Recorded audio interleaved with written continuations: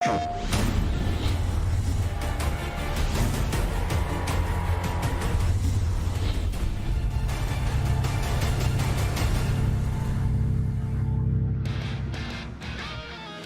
and good afternoon everyone, and welcome to the PS4 Tournament's Open Series February monthly finals for BlazBlue Cross Tag Battle here for North America region.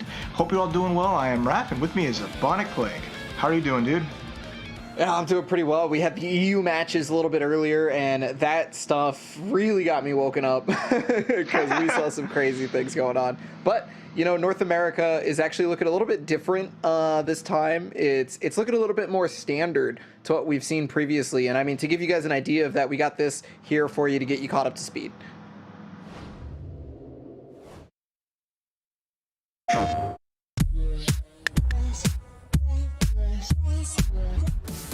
The January NA monthly finals would again see a new champion, but still bring back the same Open Series hype. The first match was between Malqui 1-2-3 and Eon Crescent, which had a much different start than the EU finals. The EU saw a slew of 3-0s in the beginning, but this match was won by Eon at 3-2. Great block right there from Malqui. Next up was Yamino Katamari versus Yui, and sadly for Yui, Yamino Katamari's Susanoo was bringing destruction. Oh, and yeah, unfortunately that's gonna be it for her, giving us our first 3-0 of the NA monthly finals. Then we got a kanji specialist, Alex 8721 versus Tactile Eastside, aka Tactile Fighters.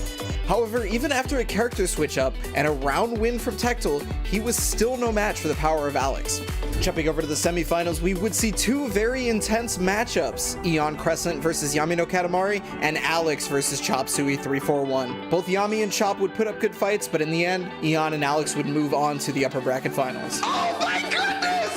In the upper bracket finals, Alex would manage to get himself ahead 2 games, but Eon Crescent wasn't going down without a fight, taking 2 games themselves to tie it up. After a very intense battle, Alex would take it 3-2. Down in the lower bracket, Tactile would annihilate the competition and claw their way back to the grand finals against Alex.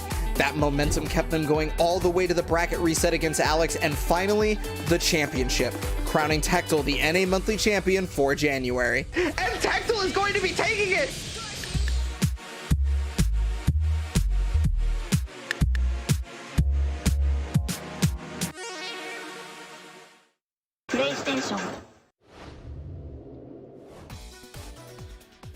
And as you saw from there, just intense with the January finals. Tactile, who won that, makes it again here to the top 8 for February. So you saw their big win in the first week. But you have a lot of variety going throughout the rest of the weeks here in February, as you see Razzo and Yamino Katamari claim some victories for the qualifying events. Although Yamino Katamari didn't make it into this top 8 for February. Yeah, when it comes to North America, the standard that we see is there's pretty much always like a different person taking the W each time. There's only been 2 repeat champions, I think, in the entirety of the Open Series since it started being broadcasted. And so, you know, I mean, hey, it's totally possible we could see a difference in that today, but we have numerous champions here. You know, we have the likes of Tactile, we have Dawn, we have Razzo, we have Tempest. Numerous champions coming out, so you know we could see another new repeat champion, or it just could be the Tempest show. Who knows? Yeah, a lot of good variety. But big ups to the East Coast dominating this top 8 bracket. Only one player, and that's going to be Malqui, who's representing Las Vegas. Everyone else is repping the East, so it's a big ups to that region coming through for this event and doing their thing, as they're going to be fighting for some big prizes. You see it right there. First place taking $400, second with $300, third $200, and fourth place $100. So there's a lot at stake. Your goal is to get 4th, but at the very least keep on going up, because those are $100 money matches as you're fighting to get to grand finals. Yeah, and I mean, you guys can check out those prize pools and the prize pools of the weeklies by going to compete.playstation.com, where you can also join in on these matches as well. You guys could be in this broadcast right here, as long as you go through one of the weekly qualifiers. You know, you got to place well enough in one of those weekly qualifiers to be able to make it to one of these monthly finals before you can do that, right? And you can do so from the comfort of your own home for totally free at compete.playstation.com.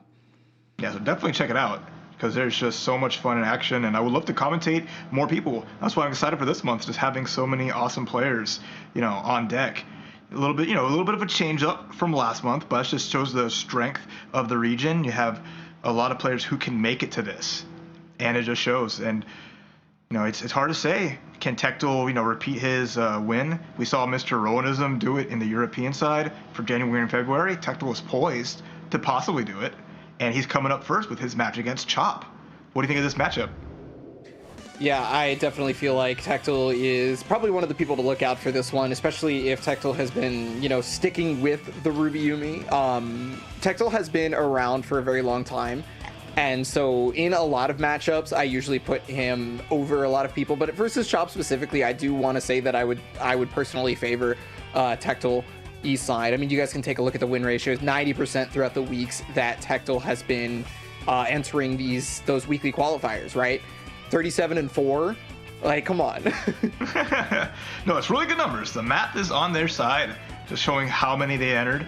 But Chop Suey is no slouch, playing their great team of Chie Izuyoi, a team that has a lot of good mix-ups, and also very, very explosive. So that's going to be up to Tactile to really prevent that. 83% win rate, didn't play as much as Tactile throughout these weeks, but still, just landed that qualifier, made it through the bracket to get to top 8 today. So, consistently making these top 8 finals. So that'll be a very good first match to go up against Tactile and see how the pace of this month finals will play out.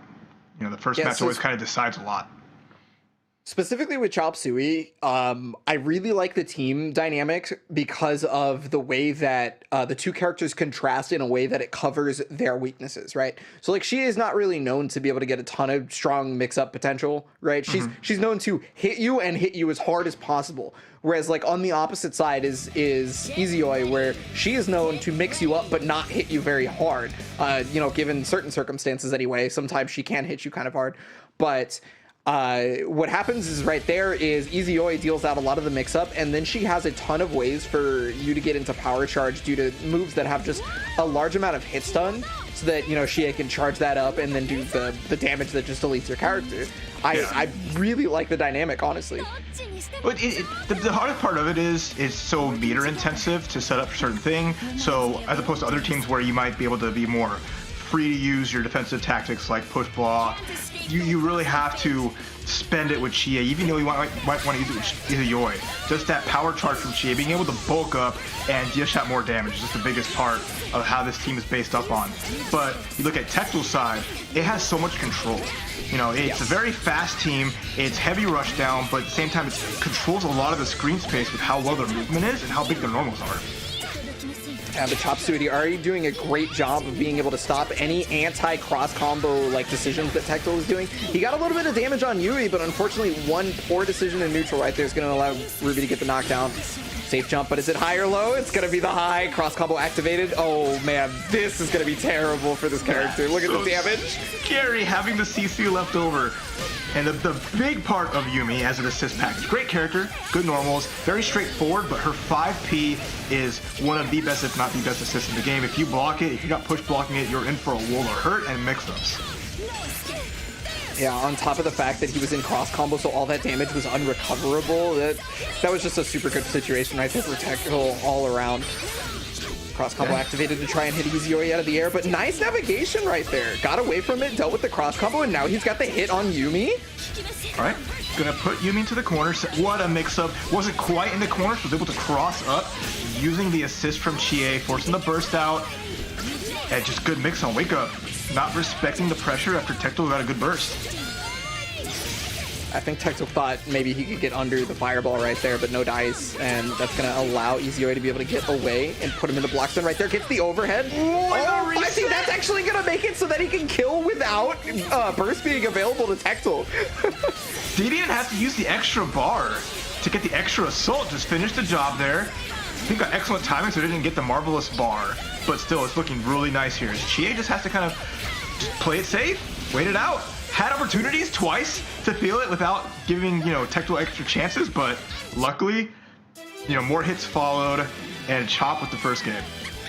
Yeah, that composure right there from Chop was super strong. There were so many different times where both of his characters were just so low and he was in block stun versus Tactile. And regardless of that fact, he was just like, okay, this is a common situation here at BBTAG. Sometimes you're dealing with super strong offense and I don't have a lot of life. As long as I just breathe, and is able to make it through. His push blocks were really strong. But one of the things that I really liked was his kind of like fake out dashes that he did with Easyoi. Was he would like dash and then he would just immediately call the charge fireball, which it starts up really slow, so a lot of the time you think you're going to be able to run past it before it comes out, and you're going to think you're going to hit Easyoi, but it actually ended up working out for Chop Suey several different times. One time it got him the hit, the second time it put him into block stun, and he active switched over to Shie and got the overhead. The decision making was really sound despite the deficit. No, it was good. Just picking his spots and capitalizing on it, mixing up everything really well. I like that 5C a lot too because, Chie's 5C is very quick, right? She just does a little hop over, hits the overhead, and there you go. So, a lot of 5Cs have a bigger tell. So using that one in that situation was just super smart, knowing that it would finish the character off. So good stuff, Chop. Now starting with some good momentum, and Tactile, though, getting the first big hit here. Gonna cash out before the burst can come out. It's not gonna kill, but you get so much damage on Easyoi that she's kind of on life support before you can do anything, and that's like the big deal because now only one hit's gonna do it. Or you could just take the free damage on Shie, and then that's gonna put him at an even bigger deficit. I like the patience there, just waiting out, seeing if Chop's gonna do something a little far forward, but no, activates the counter. Chie flies out of there, but still gets punished. This is kind of the situation that Chop Suey found themselves in previously, and they were able to make it out. But not with two characters this time, and getting caught on the incoming as well. It's gonna be a difficult road for sure. Oh yeah, no, I love that delayed attack on the air dash from Tactile, catching out the counter reversal action there from Chie. Chop finding some stuff going on here. He's building up a little bit of meter. Here goes the snowbirds, but luckily avoided that with the teleport, and Izuyori trying to find something of substance, but it's going to be really hard now. Yeah, sometimes that just happens like that. It's you can have all the composure in the world, and then sometimes the offense is just insurmountable. Sometimes Yumi does jump C. Which is honestly, that round, that was the real MVP. A lot of damage came from that move, and just such a strong tool. Going straight down, giant hitbox on the bottom of it can cross up or not. So and good to do active switch off. So it was just good for Tactile choosing to simplify his game plan, take advantage of really strong tools like that, and tie it up 1-1. Yeah, that jump C has like not only those properties, but it also has a lot of hit stun too. So, and especially if it lingers off of maybe like an assist character, you can run your face into it on accident when you think it's already over. So like, you just end up running into the JC, or you get mixed up by the JC because it can cross up in the corner, and an active switch is either an easy combo extension for Tactile, or it's an easy just mix up afterwards, right? So it's just all around super good, even if you're not using it specifically for combo stuff. Oh yeah, just versatile, super versatile. That's the kind of thing you see in a lot of strong characters, just having so many facets of it that can be used in a lot of different ways. 1-1 right here, already cross combo activated. Since he's not on the other side, it's going to be real difficult to get any sort of mix up, but he ended up getting caught, maybe trying to jump, and the reset right there, tried to go for a second one. He's been looking for that burst all day, and he finally got it. I love that. Finding the secondary hit after the jump combo, dashing up, baiting the burst out. A lot of damage now on Yumi. But at least with Ruby, has that better mobility with her air dashes, but still has to hold this pressure, drop the combo. Could be a big loss here as Chop now out of the CC gauge. Can't burst this because he used it into combos, and he put himself in the corner, so Tactile taking advantage of it. Oh, mix up potential. Yeah, that setup is illegal as far as I'm concerned. But the meteor is a real big help there for Chop Suey. He was able to catch the hard tag from Tactile, and now taking down the Yumi, regardless of the setup that he was put in, did not care about it.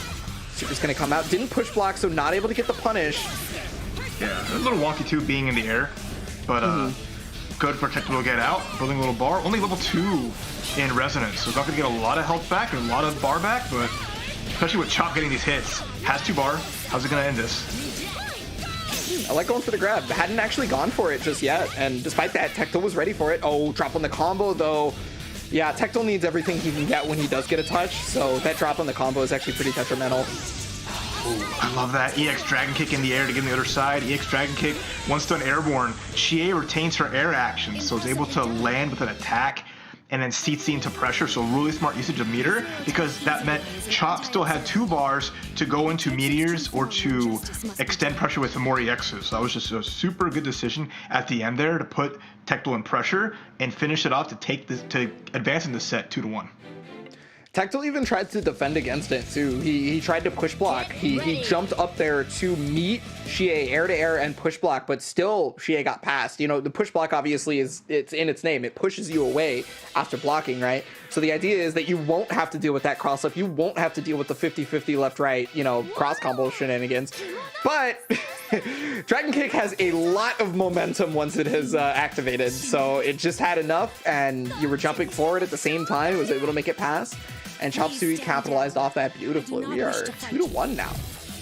Yeah, here we go. Chop looking really good. I know Tactile had a great second game to tie it up 1-1, but Chop's decision making has just been consistently very good. You know, once he's avoided being put under pressure, it's been really well. So avoiding getting into sandwiches, avoiding the Yumi 5P, but once he's in pressure, man, Tactile is going to town. Yeah, and I mean, he's going to be able to get the knockdown here. That was a reset, technically, because, you know, he wasn't blocking afterwards. Now he's looking for the first. No dice here so far. First on block, but the problem is that was jump cancelable. Luckily for Chop Suey, does not get punished. Yeah, Xie just coming in at really good angles. Didn't get the cross up to hit, and now letting, you know, Izio get a lot of life back. Oh, the B dash punch. Punching Yumi straight out the stage. I like the 2 low profiling. Chie's crouching A. The 2A goes under certain projectiles, so just staying that distance, holding the life back until they pick their spot. Look at Chop go. Great jumping. Yeah, that jumped right over the fireball from Tactile. I mean, Chop is, again, the movement decisions are so strong, regardless of life deficit, regardless of how his assist is not healthy, has somehow found a way to just keep the offensive pressure going. Like, look, Tactile has been push blocking and blocking for a good 30 seconds and trying to run away from Xie at this point. Finally gets the gunshot's going to be able to fully convert into this. No, drops it. Yeah, little drops unfortunate. Has to be extra careful here because Izio has been getting tagged a lot during these callouts, so a lot of times Yumi's beating it out. It's adding up, and I mean, the more you keep calling out Izio, the less life she's gonna get back. Look, already at a sliver of life, can't afford to keep bringing out these assists, or else you're gonna be down to 1 character. Ooh. Yeah, that could have been one of those situations right there. But I mean, using Tomoe pretty well to jump C, but oh my goodness, is able to get the cross up on that one. No burst available for Tactile, but he is gonna get away for just momentarily. Away long enough to get the hard tag. Brings in Yumi, it's gonna let Ruby get some life back, and oh, big hit, but the burst comes out. Yeah, that easy race gotta go, and I think Chop Suey knew it. It was just looking for the best possible time to do it. Oh, that was meant to be a push block, I think. But the reversal action came out, and Tactile is gonna take that all the way to the bank. This should be an easy kill as long as he gets the assist. Does, and just gonna finish it off with 1 singular super. Yeah, smart, because any hit here on Izioid is going to just take 1 super. No, instead just push blocks. Oh, but what a mix-up. That was really nice. Tactile wasn't ready. Oh, Tactile wasn't ready twice, and this could actually be a death. There it is. Yeah, I like to see the super. Let that rock, and now what I expect is Chop to go into Resonance right here as incoming appears. And now here we have a Resonance fight. Ruby versus Izioid.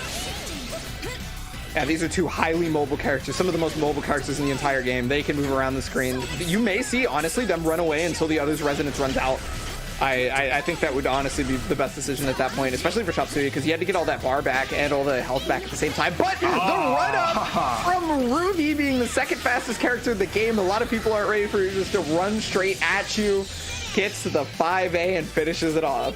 Yep, that's the danger, right? You're letting Ruby sit there, get all this meter. We're in Rampage time because the clock's under 80 seconds. So there's just bar for everybody. So it's just push block. It's my turn. Run forward, swing the scythe, and just a simple combo to end it. And now we're tied up 2-2.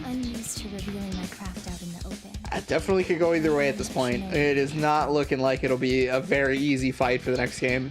But oh no, for sure. It's been good back and forth. Every game has just been one over the other consistently. So I want to see how that plays out. I'd like to see Chop be more mindful of his assist characters and managing their life gauge. That's a big part of, you know, any team-based game is just saying, hey, I know when to let them sit, to let them heal up, and make most of the most valuable resource, the health bar. Yeah, at the very least, that came up a lot during the last game. You specifically mentioned that he, regardless of what the situation was, he kept calling Izuyoi, so because of that, even if she didn't get hit, every second that she was out actively doing an assist was every second that she was not gaining health back, right? So, eventually she would then get hit, and it would just become a disaster after that. Gonna punish the burst, but no! Speaking of disasters, an errant reversal action gets punished. Yumi losing half of her life, but a simple hard tag is gonna make it count. Now Ruby's coming in, getting a full combo off of the snowbird assist. Yeah, that could have been real bad for Tactile, but it ended up not being such a big deal. I mean, that harkens back to what we talked about in terms of Izuyoi. She's not normally hitting you very hard. And I mean, I feel like that showed pretty well right there, even despite the fact that she got a hit on a character that had just used a reversal action, so it was all unburstable. Couldn't really get too much out of it. Yeah, that's the scary part. You really want to make sure you capitalize on that, and honestly, I think Chie would definitely do that more so than Izuyoi. Chie having really good counter hit combos to blow up reversal actions like that, but Chop with a small life lead here, looking pretty good. Agni Astra comes out. Yeah, okay, look, Chop's usage of Chie Jump C, the Tomoe, is just ridiculously good. Like, I very rarely see it placed so well in not a situation where you're trying to lock down the opponent. This time they're using it to run away, right? Mm-hmm. I mean, the big thing is, like, personas, when they get hit, it's only one life point. Oh, big fist comes through. I'm going to hold that thought as Ruby comes in with a little bit of life, has to pop that resonance, but look how healthy Chop's team is. Yeah, this is Mount Everest if there's a hill that needs to be climbed here for Tactile. Yep. Agni Astra comes out, Ruby running away. It's like, oh, chill. I'll put my life back. I'll get a counter hit and a blue combo. Didn't hold the button down for tech, but okay. Oh, gonna be able to get the hit on this. And that's gonna give Oki in the corner. This is actually pretty good here for Tactile. Immediate push block though. Ooh, punish? What we got here? There's no meter for an assist call. There's no meter for a extension with a super, just some pressure. Tactile push blocks it out. Rampage time's almost there. If he waits a little bit, he can get some more meter to play his game plan, but right now it's scary. Wow, really good conversion right there from Tactile. Yeah, perfect burst timing, basically. I mean, like, because he doesn't have another character, there's no way he can stop the burst outside of, like, if the move was already jump cancelable or something like that. But, that's not the case there, because Chop Suey is waiting for a jump cancel to use. The jump A is actually going to connect, though? There's no way. Yeah, okay. I would have lost it. That was still a big hit, though. Making Chop lose some of that bar with, again, Rampage time is in effect, so you see the meter coming up big. There's going to be a lot of meteors coming through, but all that means is Ruby has a lot of push blocks, and one hit from her will end pretty much any of these characters. Jump A comes out, and I mean, tried to beat the push block there with the grab, but ends up getting opened up low, and Chop Suey is gonna do it big, putting our previous monthly final champion into Luzu's round 1. Ooh, what an amazing set to start off this top 8. We see a small upset as the master of mayhem, Chop Suey, with just wonderful pressure, mix-ups, and just overall sense in their game plan. Just worked out so well, taking it 3-2 over Tactile. I love seeing just the awareness moving back a lot with that jump C, like you mentioned.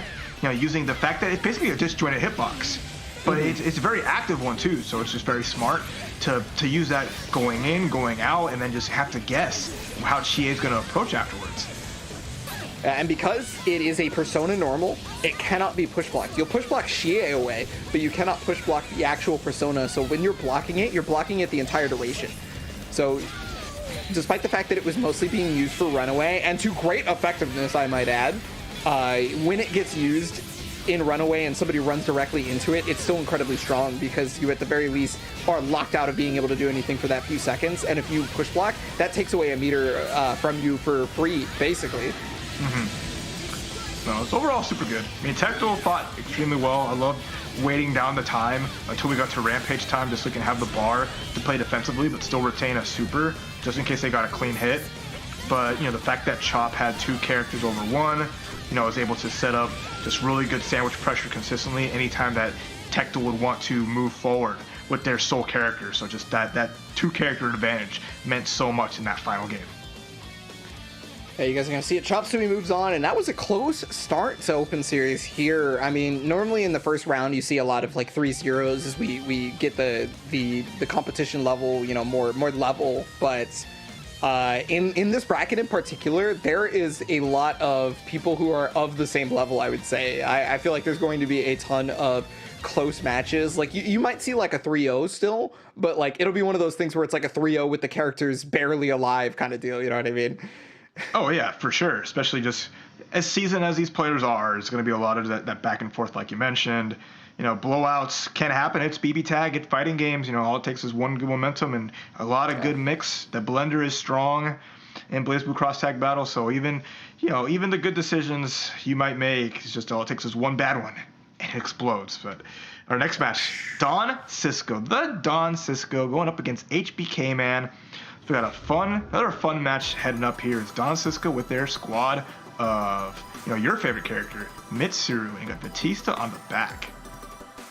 Yeah, Dawn actually won one of the, I think it might have been the first broadcasted Open Series monthly final, and then had not shown up since then. And it has been many months. And now right back at it in top 8. And look at that win rate, right? 8-3. They're like, they showed up one week. It's like, I made it. I'm good. I'll see y'all at the end of the month. And their opponent, HBK Man, more Chie coming at you, but this time backed by the big fist of Yang. And representing the state of Delaware, so that'll be fun to see. And there's like a age disparity you're looking at too. Cisco's a youngin'. Cisco is still in high school, doing some big damage in BBTAG. So that says, the future is bright with how strong they are now and how strong they could be in the future. So I'm really happy to see, younger players, players close to my age and even beyond that, just fighting it out and making this just a really good show. Yeah, I'm actually really looking forward to this match because, again, we haven't seen Cisco in an Open Series Finals in a while. But at the same time, HBK Man, I feel like, is somebody who personally always delivers for me. In regards to HBK Man, during the Arc Revo online events, HBK Man did fairly well for the region that they're in, right? You mentioned representing the state of Delaware. And then on the other side, Cisco, the last offline event that I believe they got to enter was Super TSB, and they did pretty well at that. This is a matchup of two people who have already proven to be strong within America, right? So, again, it's just another one of those matchups I'm really looking forward to for that alone. And I love just matching colors is always a staple of my favorite. Watching these anime games, we got like the Velma Dinkleys coming on the side Makoto. here. It's Makoto. Okay. I'm doing an older throwback. All right, let me live in like the old Hanna-Barbera days. Okay. Hey, old Scooby-Doo is good stuff. Orange with the orange with like the orange thigh highs and brown hair. Come on, man. We're just missing the glasses. Oh no, indeed. Oh, but the assist character went out on the other side. I mean, hey, look, you already got like half of the opponent's life. You're looking for the burst and whatnot, but at this point, you have already put them in a situation where their life is so low that it's okay that you miss the mix-up afterwards. Okay, it's got to block that. Doesn't have a choice, but doesn't have to block afterwards as he gets the 5B out. Why block when you can swing? Oh, no! That could be a dead Mitsuru. Still got the counter hit 5B, managed to get the kill off of that. So that's what a turn off for HBK Man, where it's just, I said this during the EU stream, this is one of those one-shot teams. They might not excel at the farthest of ranges, but once they get in and once they get one big hit, look at it. That's a wrap. HBK Man taking the first game on the back of taking so much damage from being happy birthday. That was a complete turnaround from the very beginning of the match. I guess you can happy birthday me for 50, 60, 70, 80% of my life. But it does not matter if you did not kill me. As long as you didn't kill me, I can just make the comeback, no problem. That is the one-shot team special right there. As long as Yang's alive, she can 5B, she can jump C, she can swing on you, and God help anybody trying to press a button against Yang that isn't a low. Even then, it's scary because if Yang hits 2B, lows get armored too. Like, oh no. Oh, repeat again? Okay, no, Batista just chunking out. And there you see the armor, right? Multi-hit moves will keep Yang kind of in a stasis until the move comes out. So you can blow it up if you play it right. And HBK Man just armoring everything. I'm definitely surprised that Don Cisco actually ended up going to sweep into Tenterafu instead of like sweep into possible 5A, because it was a counter hit sweep. But oh, there's the table for one. Command grab's gonna allow for full damage, and here should be a jump C setup here. I like that, doing the 5B into dash cancel, but then a nice just CC here from Don Cisco, gonna have Mitsuru win and trying to turn this around, get rid of Yang. This is the problem, but oh no! One Classic. shot, one kill! Down goes Mitsuru by himself. Soul has to hold this at jump C, yep. You gotta guess. Is it gonna be the 2A? Is it gonna be the jump C? Or is it gonna be command grab? There's multiple options there. And you know, jump C is a move that's not safe on hit, right? It's on block. It's one of those things that you just really big call out with an assist behind it. It makes it really scary, but just the angle it comes at, the hitbox as Yang just slams down, and as big a lead as Don Cisco kind of had at the beginning there, just basically just whittling down Yang for just slugging it out. HBK Man's persistence has just turned this into a slobber knocker that Don Cisco really shouldn't want a part of, and it shows. Yeah, I feel like personally Don Cisco is not used to being smothered so hardcore. I feel like Don Cisco is normally used to being able to contain someone who's walking up in front of his face. Because you'll notice there's a ton of happy birthdays happening. There's a ton of just stray hits in an area where normally he'd want to press buttons, right? Like right there, you think that you would want to armor through something, and so he's like, okay, I'm gonna sweep. But because the decisions from HBK and the timings just to be able to swing in his face have been just not something he's used to. It seems like it's really hard for him to get around. Yo, combo? Okay, that was sick. I'm sorry. That was really nice. That full screen conversion there. Again, bringing down Yang some, but oh no, table for one, the power charge, goodbye. But no, it's just 10,000 damage. That's still a lot.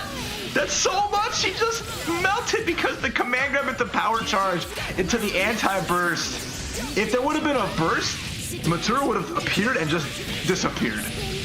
Oh man, yeah. Goodness. Don needed that happy birthday to happen immediately. Okay, he's gonna be able to get the burst out. Semblance is now active, so you know, powered up Yang, always scary, but oh, the patience from HBK Man. Happy birthday, kid is just going through with what it feels like with this last set. But now Batista just trying to live a little life. Get Yang away from me. Plus frames, no, yeah. Plus frames. If you block that Rekka right there, it is plus. Yang is at advantage, which means she can press a button before you can. And I mean, HBK Man used that to great effectiveness. 3-0 on that one. It was looking like Don Cisco may have had a chance on that, but the command grab into power charge totally changed the tide of that fight completely. I feel like HBK Man could have gotten level 3 power charge because of how long the command grab takes to start up. Yeah. But I bet it was one of those things where he was like, I'm not risking it. Let's get into level 2 power charge. We'll get as much damage as possible, right? Yeah, that was still so much. 10k off of another character's command grab, right? That's the power of Chie. When you have a character that's just like, hey, wait a minute. There's like, I get like 5 seconds to do whatever I want. Let me just buff myself up so hard and just 5B into the fist, into that super, the God Hand is just say goodbye to your life bar. Batista's not a lot of life, and you can tell from that situation. Even the big bodies though would take so much. Yeah. It's because it's from a command grab specifically that it did like a little bit less damage too. Yeah. That's the funny part. Is like that if that was a different hit, that could have just straight up killed. Like definitely. But that was just HBK Man show. Don Cisco had some good like starts, but once HBK Man just closed that gap, you know, great decision between like blocking the reversals, you know, mixing up the attack tactics a lot, and just melting Don Cisco's life bar so many times. Yeah, super good work right there from HBK Man. Incredibly strong at play. And moving on. So, Chop Suey versus HBK Man will be the first upper bracket semifinals. And then we're going to have Razzo, Sharp, Garfield, Tempest NY, Malqui. So, I mean, I feel like it just doesn't get any more action-packed as we move through the bracket. It just continues on. No, the variety here is honestly outstanding. I mean, there's going to be some, character mirrors like we saw with like the Chie, but never anything like on the level of like Europe. We're not going to see like almost every match having the Hilda. So it's going to be a lot of variety, and these players are very creative with their teams. So you're going to see that, especially with the Razzo match coming up. Razzo, a staple of North American BBTAG. Adept at so many characters and really just fun to watch. So you see like the Carmine Hakumen is like their main go-to currently, but their Merkava is just a treat to watch, and just, strong with so much of the cast. And I can't wait to see what they do this week. Yeah, their Hakumen has probably been the talk of the town for a little while. Like, obviously their Carmine and their Noodle Boy has been incredibly strong, but I feel like Hakumen has been their thing. On the other side, we have Garfield, Carter as Garfield, if you will, going to be rocking the Adachi Seth. This is a team of power. As far as I'm concerned, there is so much power in just picking this team, honestly. But rocking the Florida boys, 13-7. Yeah, solid win rate. Getting to here to this top 8, so you have a good connection between the two. I'm sure they've played each other plenty of times. Everyone here has, honestly. You see, like the people who are still rocking it in North American BBTAG, will get their games in all the time, and there are plenty of events throughout here, especially with the monthly series here for the PS4 Open Series. So, excited to see the back and forth that we see, but definitely I feel like Razzo is always going to be at the advantage just for, how their legacy so far has been with this game. Yeah, it's anytime somebody tells me they have to play Razzo, I fear for their own lives, because it's just Razzo. You mentioned it. They're a staple in BBTAG throughout North America, have been one of the strongest players that this game has seen. I could talk them up all day, but Garfield has now made, I think this is their second top 8 appearance in the Open Series, I believe. Mm-hmm. They very recently started jumping into this stuff, and it's been a matter of progression. They've progressed very, very well throughout so far, and I can't wait to see how that progression continues, whether or not they're able to stop Razzo or what have you. Well, Razzo with a big start there. Just jump forward with Carmine. Carmine's air normal is really big, and big jump in. Oh, the bait on the grab, and Razzo setting the pace. Carmine lost a lot of life for the fact of how he used the specials, but got a lot of it back into the charge super. Oh, Seth can't take much more of this. He literally cannot. He has tied for the lowest health in the game. Oh, but that's going to be the end of Adachi right there. With the side swap too. Great from Razzo, setting that up so he can put Seth in that mix up here mid-screen, but still close to the corner. And now we're going to guess left, right, up, down. Which side of the street are you on, friend? That truck doesn't care. It's going to hit you anyway. Hey, you got to look both ways twice when crossing the street, all right? Don't do it just once. Looks like Garfield just looked forward. Garfield just tried to rush through traffic, ran straight into the attack, and with this switch out, bam, good stuff from Razzo taking game 1. Yeah, Carmine is probably maybe the best user of Cross Raid. Cross Raid is a mechanic that they put into Season 2, and Carmine just thrives off of it because his auto combo ender specifically gives him life back, right? So when Carmine does it, it's not only is he getting the life back, but then he's also getting the minimum damage from cross raid. Then when you cross raid, you get the active switch buff, which means you heal life faster and you're gaining meter faster on top of that. There's just like so many ways Carmine benefits off it, more so than other characters, simply because he has his specific auto combo ender. Yep, that's always like, you see that ender just more of a go-to just for how much more he bleeds for using those compared to like previous versions of the BBTAG. So he just gets back so much, and it sets it up nicely because then Hakumen comes in with that buff as well. But oh, big hit! Happy birthday for Garfield. It's going to extend it here, and now we'll set up a mix-up and gets to hit. Not a lot off of it, but damage is looking pretty good right now. Yeah, he got the Heat Riser buff off that, so Itachi's going to be doing, I think it's 10% more damage each hit. And you see the indicator in the bottom right corner, little Itachi face with the up arrow until Itachi gets hit. Ooh, unfortunately did not guess right on the mix-up right there. Was expecting the burst, so he ended the combo. And great block on that. Garfield, oh my goodness! Garfield actually got the Carmine with the assist because the active switch leaves your character out for longer if you're not in the middle of cross combo. I love what he did. He just jumped back, caught the Carmine, and now it's down to solo Hakumen. As we're playing this game of the cops and robbers, is Adachi trying to run it down, gets the grab, gonna combo into the BZO, and not enough meter to finish it. Uh-oh, wait a minute. Razzo on tets.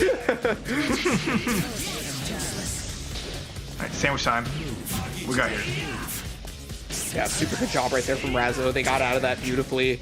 But now they do still have to deal with the fact that they barely have any life left. And, I mean, yeah, it's catching Seth as Hakumen is not fun. Oh! Tried to bait something out with that advanced, the EX counter. Tried to rush through and think that maybe it was going to be like an EX lunge or a 5 BB press, but no, just delayed it, reversal action. And now we're tied up 1-1 as Carter S. Garfield, with a very solid round, puts it on the board. I mean, we mentioned it earlier though. These are both Florida, right? So I wonder how much these two actually play versus each other. Now that I think about it, I haven't checked. I feel like I'll ask them after this or something. But at the very least, you know, both being from the Southeast region, you'd hope the connection is going to be as nice as possible. You know, and you know, it's been fun either way. And you can't ask for a better set as we're getting some match of peace on the board. You know, previous match was a 3-0, so now we're going to see this back and forth as adjustments will be made. Connections aside, I'm talking about, like, if they play a lot, there's always that dynamic that you have with somebody you play versus a lot. Like, you do some wacky stuff you would normally not do to try and catch them off guard because they're so used to playing you some other different, like, type of way. I feel like it's BBTAG, so that wacky stuff comes out either way. No matter what. You're right. People are going to throw out the wacky, no matter what. Whoever they is. Whoever they are. You got me on that one. Okay. Oh, but there's the cross-up. Big damage available here for Razzo Sharp. Probably going to get the heal. Yeah, I mean, look at all that red light. He missed it. Carmine is bleeding right now. Maybe not as much as Garfield's team. Like, look at that. But still, that means if, you know, the Carmine comes in and gets hit in some way, doesn't get that back with overhead, okay. Still bleeding, so we'll call it a win for Garfield. All the damage that he did, quote unquote, by getting hit. That should be it, though. Zontets combo, and yeah, that's gonna finish it off easy money. And I mean, despite all that red life on Carmine, he's a healthy boy. He's fine. He'll get that life back at some point, right? So even if that match dragged on a little bit longer, it wouldn't have been too bad. That was really good. Razzo just did so well. You know, just the big damage from Carmine, the pressure, and just putting, in a short period of time, putting Garfield's team really low, where just only a few insignificant hits would finish it. So then it makes you scared. You see some grabs come out from Hakumen because you want to block it out and not get hit, and then, you know, say goodbye to your life bar. It's really surprising to see that Hakumen was actually difficult to get away from. Normally people talk about this character being like super easy to run away from and stuff like that. And I mean, to be fair, it is it's not as difficult to run away from him as other characters for sure. But I mean, you know, Razzo making it work. One thing that really helps out Hakumen in these situations is the decreased screen size. Because the screen is so small, the normals that he has actually end up like being basically half screen. Yep. So that's very useful when it's coming from, you know, a game into this one where just that kind of little thing benefits you. Okay. Oh, that's gonna hurt. Carmines love these unburstable combos. They will take that 10k damage, get the life back, and now it's just like, Seth, how do you get out of this? Like that. Okay, 4P from Adachi. Nice switch out. Yeah, forcing the burst right there from Razzo. They're at least going to get a little bit of life back, but the Hakumen show showing up. Oh, was able to get the jump C? Or jump B in this game, I guess. Yep. Oh, what a mix-up. Waiting for an active switch, and it's the overhead connects. Oh, air blockable. That was dirty. Has a burst. Okay, yeah, it's going to be really bad here for Mr. Adachi, but the jump back worked out pretty good. I think Seth, to me, has some of the best jump back defense options, especially just having the jump B or the jump dive kick. Really good at just getting out and applying pressure. Seb can also fastball, right? So like there's a chance that maybe he gets to the ground faster than you're expecting, but I guess we're not going to be able to see that as Seth is down, and this is again set point here for Razzo. So unless Adachi's been able to make something happen, which I mean it's Adachi, it's totally possible. Scary. Might be the last time we've seen him. Mixup's gonna keep crossing up. Yeah. It's gonna get big damage here. Not enough meter to seal the job down, but it's just gonna take one more solid hit here. Garfield with 5 bar has an opportunity if he can find the hit. There's one, but didn't get anything. The grab though is gonna work. Right into cross slash. I love that option. Yeah, because it was completely unburstable right there. And look at the life that Carmine doesn't have. Obviously, Resonance is going to come out for Razzo at some point to get that life back. But if one stray hit connects before he... Oh, there it is! That's what I was talking about! Before they could get... Oh, before they could get any life back from Resonance, it did not matter how many levels were available in Resonance. They had just enough to die from one stray hit. And Garfield took that all the way to the bank. It's like you're gonna. I am calling you out for blocking, and you're just not gonna get hit by just any old thing. You're gonna get hit by universal overhead, and you're gonna feel bad going into Game 5. Wow. Oh man, that's something I expected a Adachi player to do. That's a very Adachi thing to do. It's like, what mix-up do I have? I have the one button mix-up. Boom. That was beautiful. I cannot believe I was like just mentioning what could possibly happen, and I feel like I cursed it and just spoke it into existence. Oh, big grab here though. There's no burst available too, but gets out of the combo. Okay, could have took more damage, but the sandwich is gonna be scary. Never mind. There's a laser beam right there. Not going to be able to get the anti-air like they wanted. Oh, but the grab is actually going to whiff too, allowing for Razzo to get the punish. Another grab for Razzo. Carmine is healed like half life just on grabs alone. But then Carmine getting hit by that jump B. And jump B from Adachi, just an amazing jump and move. Crazy hitbox on it. But goodbye to that. Problem has been squeezed out. No more blood there, and now it's just down to solo Seth. There's a hit though. Okay. I just gotta make it work though. So bursting the end of the combo, able to get a hit right there. That should GG. be death actually. With all that Carmine. Yep. It's gonna bring this in. Fully charge it. You gotta watch yourself slow dive. That was nice. Hey, it's possible. It's more damage. Yep. It's more damage. It's just like, all right. How do I style on you? I could probably just, he probably could like, even if he didn't charge it, he could like swap out multiple times. Like go Hakumen Karma and then bring back Hakumen and just boom, drop the sword. So that's fun. Good stuff. Razzo taking the set 3-2. Yeah, it looked like that was gonna go either way up until that very last second, or that very last game, excuse me, where Razzo had put down like a level of control that we hadn't got to see before, because normally Garfield was too hard to catch. This was one of the few times where Garfield definitely got caught. And I mean, I think if you look at each of the matches that Razzo took the W on, it was matches that Garfield got caught. Mm-hmm. Yeah, that's always a big part. It's hard because like Razzo is just gonna be exceptional at that. Having played this, Hakumen and this team for so long, it's just very good at knowing where people are going to be trying to go, what angles they may try to escape to, and just taking advantage of it. So that was just really good awareness overall. But Carter, even if when his runaway game plan may not have worked out as well, he just still capitalized on really good moments and made it count when he had to. Yeah, so Razzo's going to be moving on, and I mean, they had to work for it. Garfield doing a good job of making them work for it. So we're going to be seeing them in the lower bracket as well. Godspeed who has to fight Garfield, because that was real close. And it's either going to be Tempest or it's going to be Malqui. Tempest considered to maybe be the best BBTAG player right now for the game. And I do say maybe because they're contenders. Razzo being another one. Obviously, like so many people who...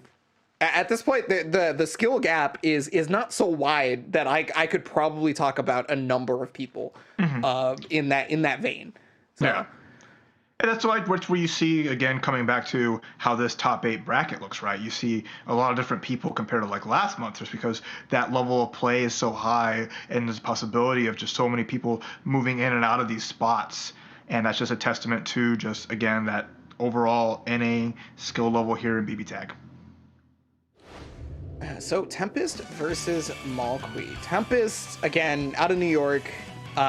So you notice that it says Yang Carmine. I'm just gonna pinpoint this right now. You notice that it says Yang Carmine, but it is technically the entire cast, or at least very close to it. There are some characters that I've never seen Tempest play, and I don't think I will ever see Tempest play, but they are proficient with so many different characters. It is ridiculous.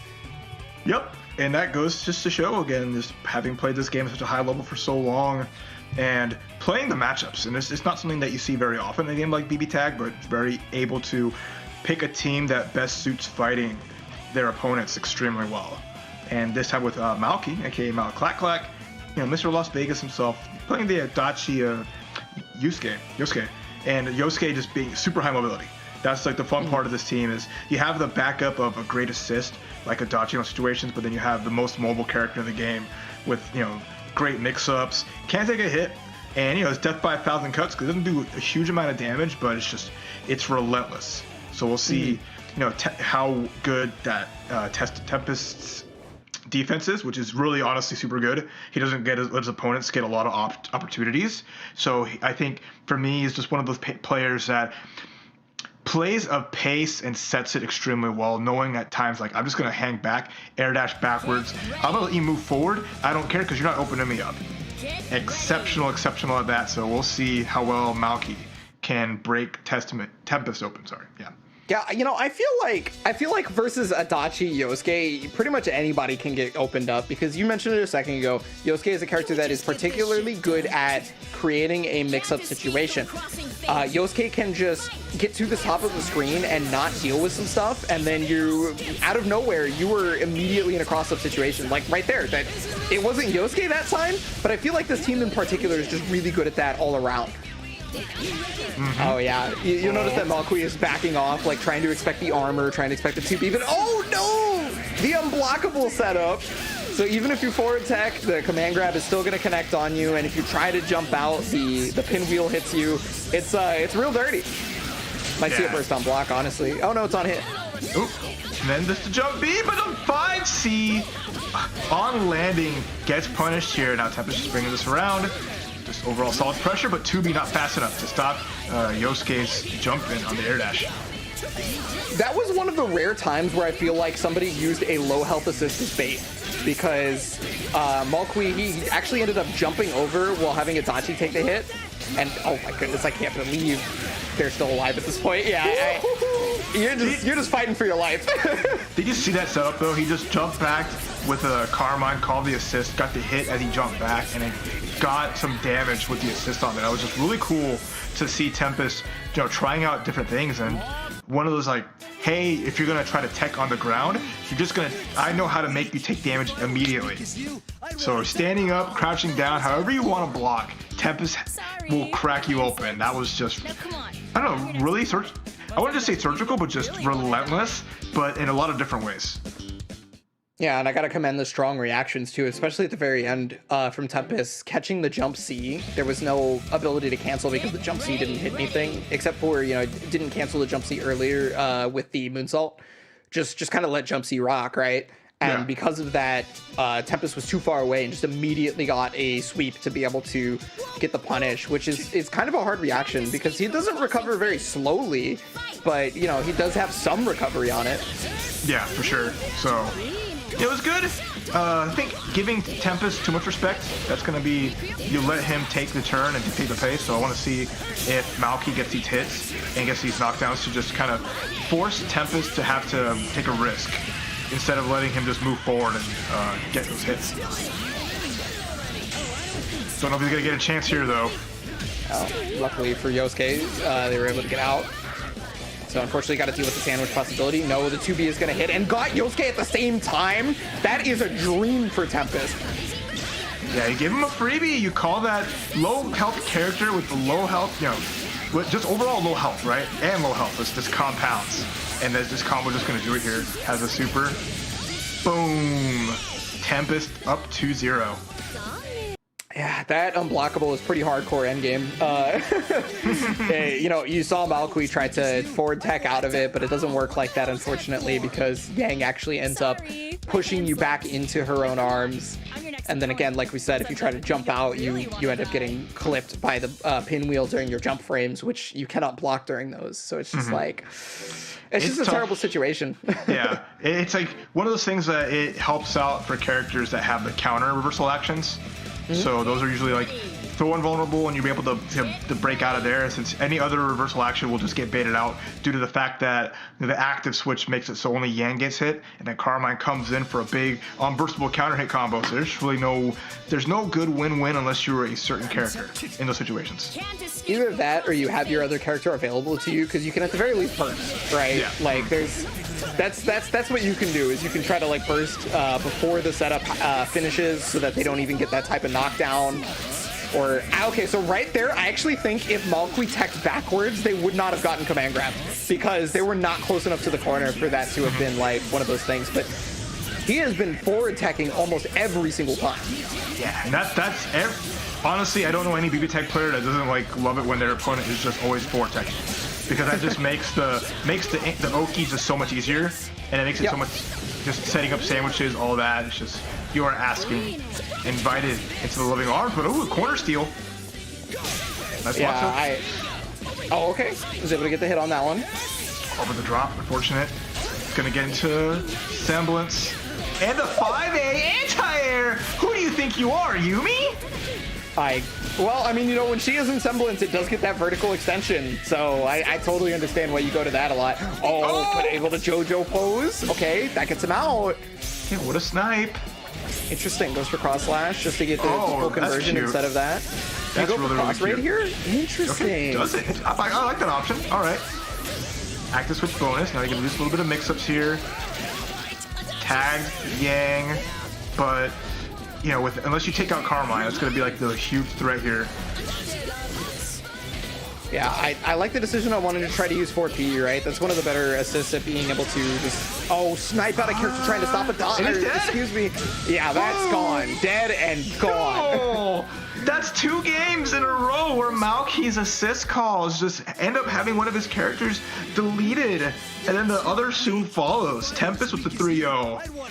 You know, Malky bringing it back that final game, but you know, if you hand a character to Tempest on a silver platter, he will never say no. He will graciously take that character and throw him in the bin, just like that.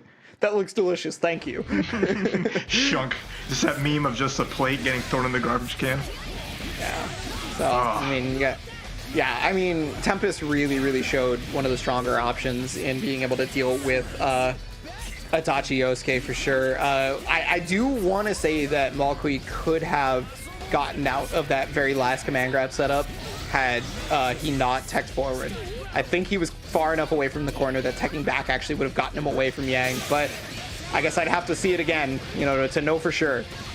Yeah, either way, you know, Tempest is going to keep doing it if you're going to keep running into it, so no worries there. And you see the strength of the player that he is, as you know, it's going to have to follow up with a match against Razzo now in the second round of the upper bracket. So that was just, you know, peak Tempest. You know, that's just one of his many teams, because he could have switched at any time, but he never lost, so couldn't switch out at that point. But if you ever do get like a clean win on Tempest, you can expect, you know, something else to come out a lot of times. So we'll see what he goes through this event, since there's still plenty of matches to go. So you guys are going to check that out right there. The upper bracket is solidified with Chop Suey versus HBK Man and Razzo versus Tempest. Now in the losers, or the lower bracket side, we do have an update. It's going to be Don Cisco 3-1 over Tactile. Our previous monthly final champion is out of top 8 at this point. Yeah, we'll have a new champion in the second month of 2021. So that's a big win for Don Cisco, who took a loss, honestly, a huge loss in the upper side. So now having to take out the previous champ. It's a good confidence booster, and it's going to make this month just even more interesting, seeing such a strong player like Tactile go out, 0-2 in top 8. Yeah, definitely not what I expected, but that's how it be. So, you guys, we are going to kick it to a quick break, but before we do that, I implore you to go to compete.playstation.com if you want to get in on any of this action right here. You guys can join these tournaments just like everybody else. You can get into those weekly qualifiers, which allow you to qualify for these monthly finals you see here broadcasted, and you can win some of that prize yourself. And we'll give you some time to do that as we're going to take a quick break, and we will be back with more upper bracket side BBTAG action.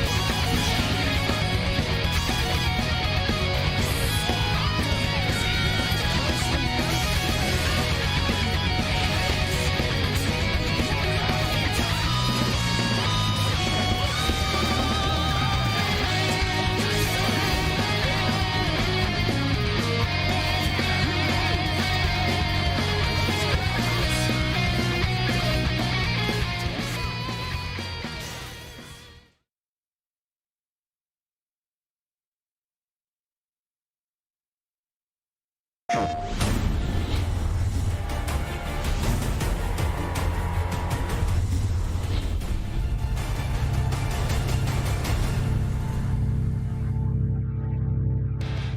we are back with more BBTAG action for the North American side of the monthly finals. We have already had several doozies of matches at this point, and I mean, it only gets crazier from here as the competition level gets more and more condensed.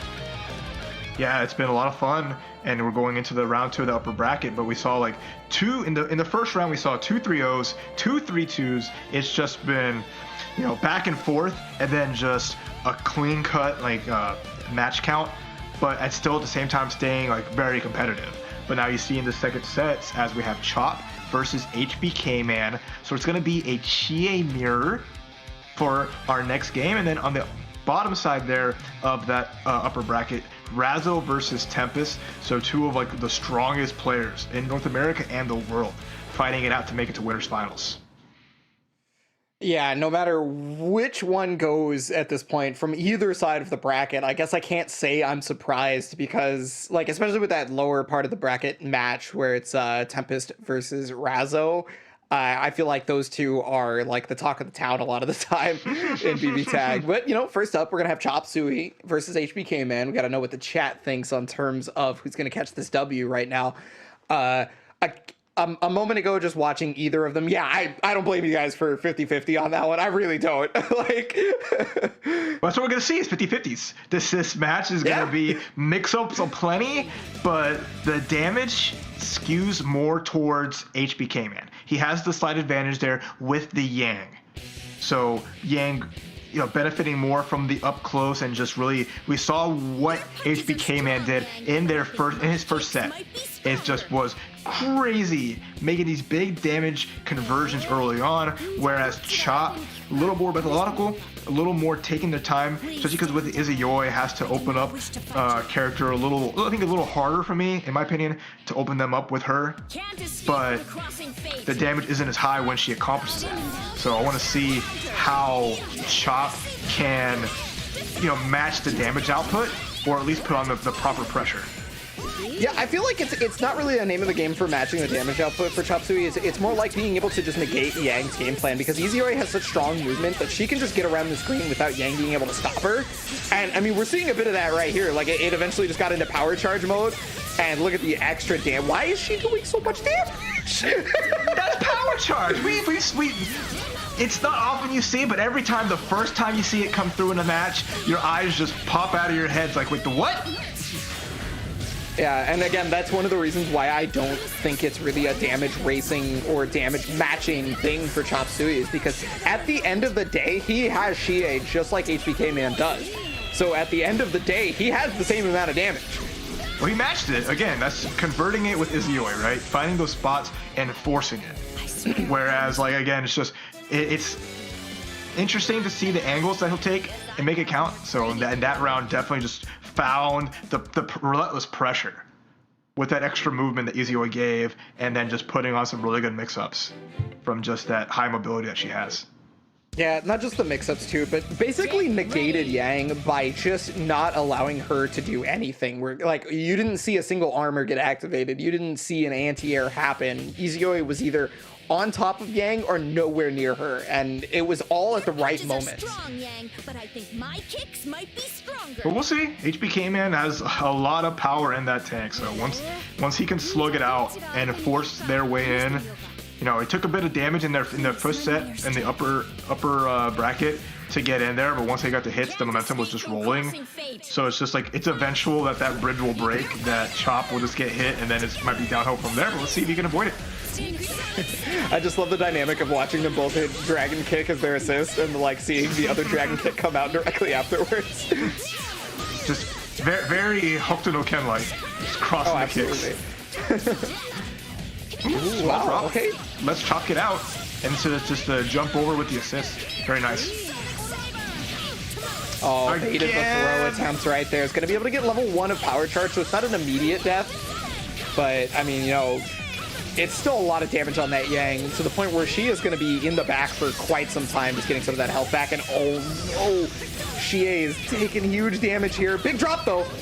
Yeah, little power charge. Got some damage there, but used up 2 bar for just a scant little bit. And as long as either of HBK Man's characters are still alive, his 1 shot, 1 kill can still happen. Defensive burst, I like that, just on the block. Bringing in a higher health character that is a Yori right now, but here comes Semblance. Okay, yeah, and there it is again, that easy Yori movement, just staying away, attempting to negate Yang, but oh, he got the other character, but a happy birthday. No, the character dropped out. It's just easy Yori by herself. Chie makes the escape, up back, okay. But Yang finds a way. Easy. Yep. Only has to use like what, 1 bar for this? Yes. Yeah. Very nice. Got a lot of life back here. Agniastra is gonna armor through the jump. No way. Ate all of the meatballs. And that's gonna get baited out, but not enough. The grab should do it. Yang is a hungry girl, and she loves her pasta. It is rich in carbs, and she works out a lot. So, you know, she ate all those meatballs. It didn't end up working out, though. That's protein, my friend. That is just a sky's worth of protein. Cloudy with a chance of meatballs, and Yang just gobbled them all up. But it wasn't enough. It wasn't enough there. As Chop just got those hits there with the Chie to keep into it, but I'm sure anyone in that situation would be sweating when you see a character like Yang in the air, aerial armor, right? Air armor just hanging out, just oh boy.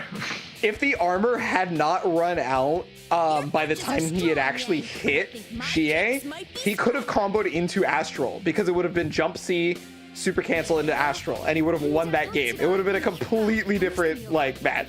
Yeah, you saw the jump C come out, but it just whipped entirely. That was just. You never underestimate Yang. Never underestimate her punches. Those fists can break through everything. But she's angry. Well, like she's hungry. Yeah, I guess so. Oh, that was a really good adjustment right there from HBK. So like, it may have been hard to see, but HBK specifically double jumped after the 2B to be able to adjust which way Yang was facing, because it would have been the wrong direction. Oh no, the reversal action came out on accident here. All right, this could be terrible. Time. Oh, avoids the Sonic Saber, but the uppercut, that Strawberry Sunrise avoided. 5B? No, just waited it out and got another reversal. HBK Man bleeding. Yeah, but that bleed is going to at least allow for Semblance to activate. And yeah, it needs to use the meteors to make sure Yang doesn't get hit by anything that Chop Suey could do there. Oh, reversal on landing. Taking the risk with the out, but the final hit! And then the bait, the counter hit. With all this meter, this should be Izzy gone, but the drop combo once again. There's the mix-up right there. Easy peasy. 5B after the grab, and now just one more good mix-up here. We can just take out Chop's Chie. And there's that 4P from Yang. I mean, having Yang in Semblance as an assist is so powerful, because you get so much extra capability out of what her assists normally do. Wow, somebody with grabs into reversal actions. Wait, does that get both of them? Oh, okay, they fell out. Very lucky for HBK, but the Dragon Kick's gonna connect, and that gets an easy free combo. Yeah. Oh my goodness. What a call out on the Meteor Super. Resonance, wait for it. This is scary, as now she is going to end up with this with 3 bar, but now we have Yang with no meter here, putting pressure on Relentless. Oh, no punish. The airborne version recovers pretty fast, and the punish with the B dash punch, getting the wall bounce. Mix up. Yeah, the B punch actually puts her back for just a moment, so that hit it. But unfortunately for Chop Suey, that's not going to be enough, as the throw is going to connect and HBK Man stays alive. Ooh, got a nice clutch grab at the end there. And now we're taking the set 2-1. HBK Man's trying to mount a comeback. And that Yang throw, man, that just feels like it hurts. You see the 3 punches. Each punch of that grab is special cancelable. So it's not even just like the end of it. She can just cancel the hits, if I remember correctly. So it's really funny to look at. But that is, what a threat. You think she's going to swing. She gets a quick regular throw, and man. Well, I mean, yeah, you're so used to Yang just swinging at you, right? We saw it so much earlier that, like, one-up throw is actually one of the further options in somebody's mind when they're fighting Yang a lot of the time, because, you know, mostly Yang players they're hitting 5B, they're hitting 2B, they're hitting jump B, they're just getting that armor. If they're in Semblance, they're hitting a lot more 5A, right? The light buttons. And you're just not expecting run up regular throw a lot of the time because of it. You're expecting like, oh yeah, they're just gonna go ham and start swinging their hands. So the next layer from that is run up, jump C. Because now, or they're gonna throw me, and then Yang all of a sudden just drops elbow and finishes it off. But let's see if they can get to that point. More reversals, wow. These players do not care anymore. She is gonna take a little bit of damage here, but Yang is still putting the pressure, but the punish, nice. Yeah, super good. One of the things you want to do versus that string from Yang specifically is to try to low profile the final hit, because if you do, you get a free punish on her. If she makes you block that hit, she is at advantage. So it's you really try to work around that as much as you can. And there's only one character that can't get out of that, and that's Tager. So every character has a way out, but Tager is just stuck, okay?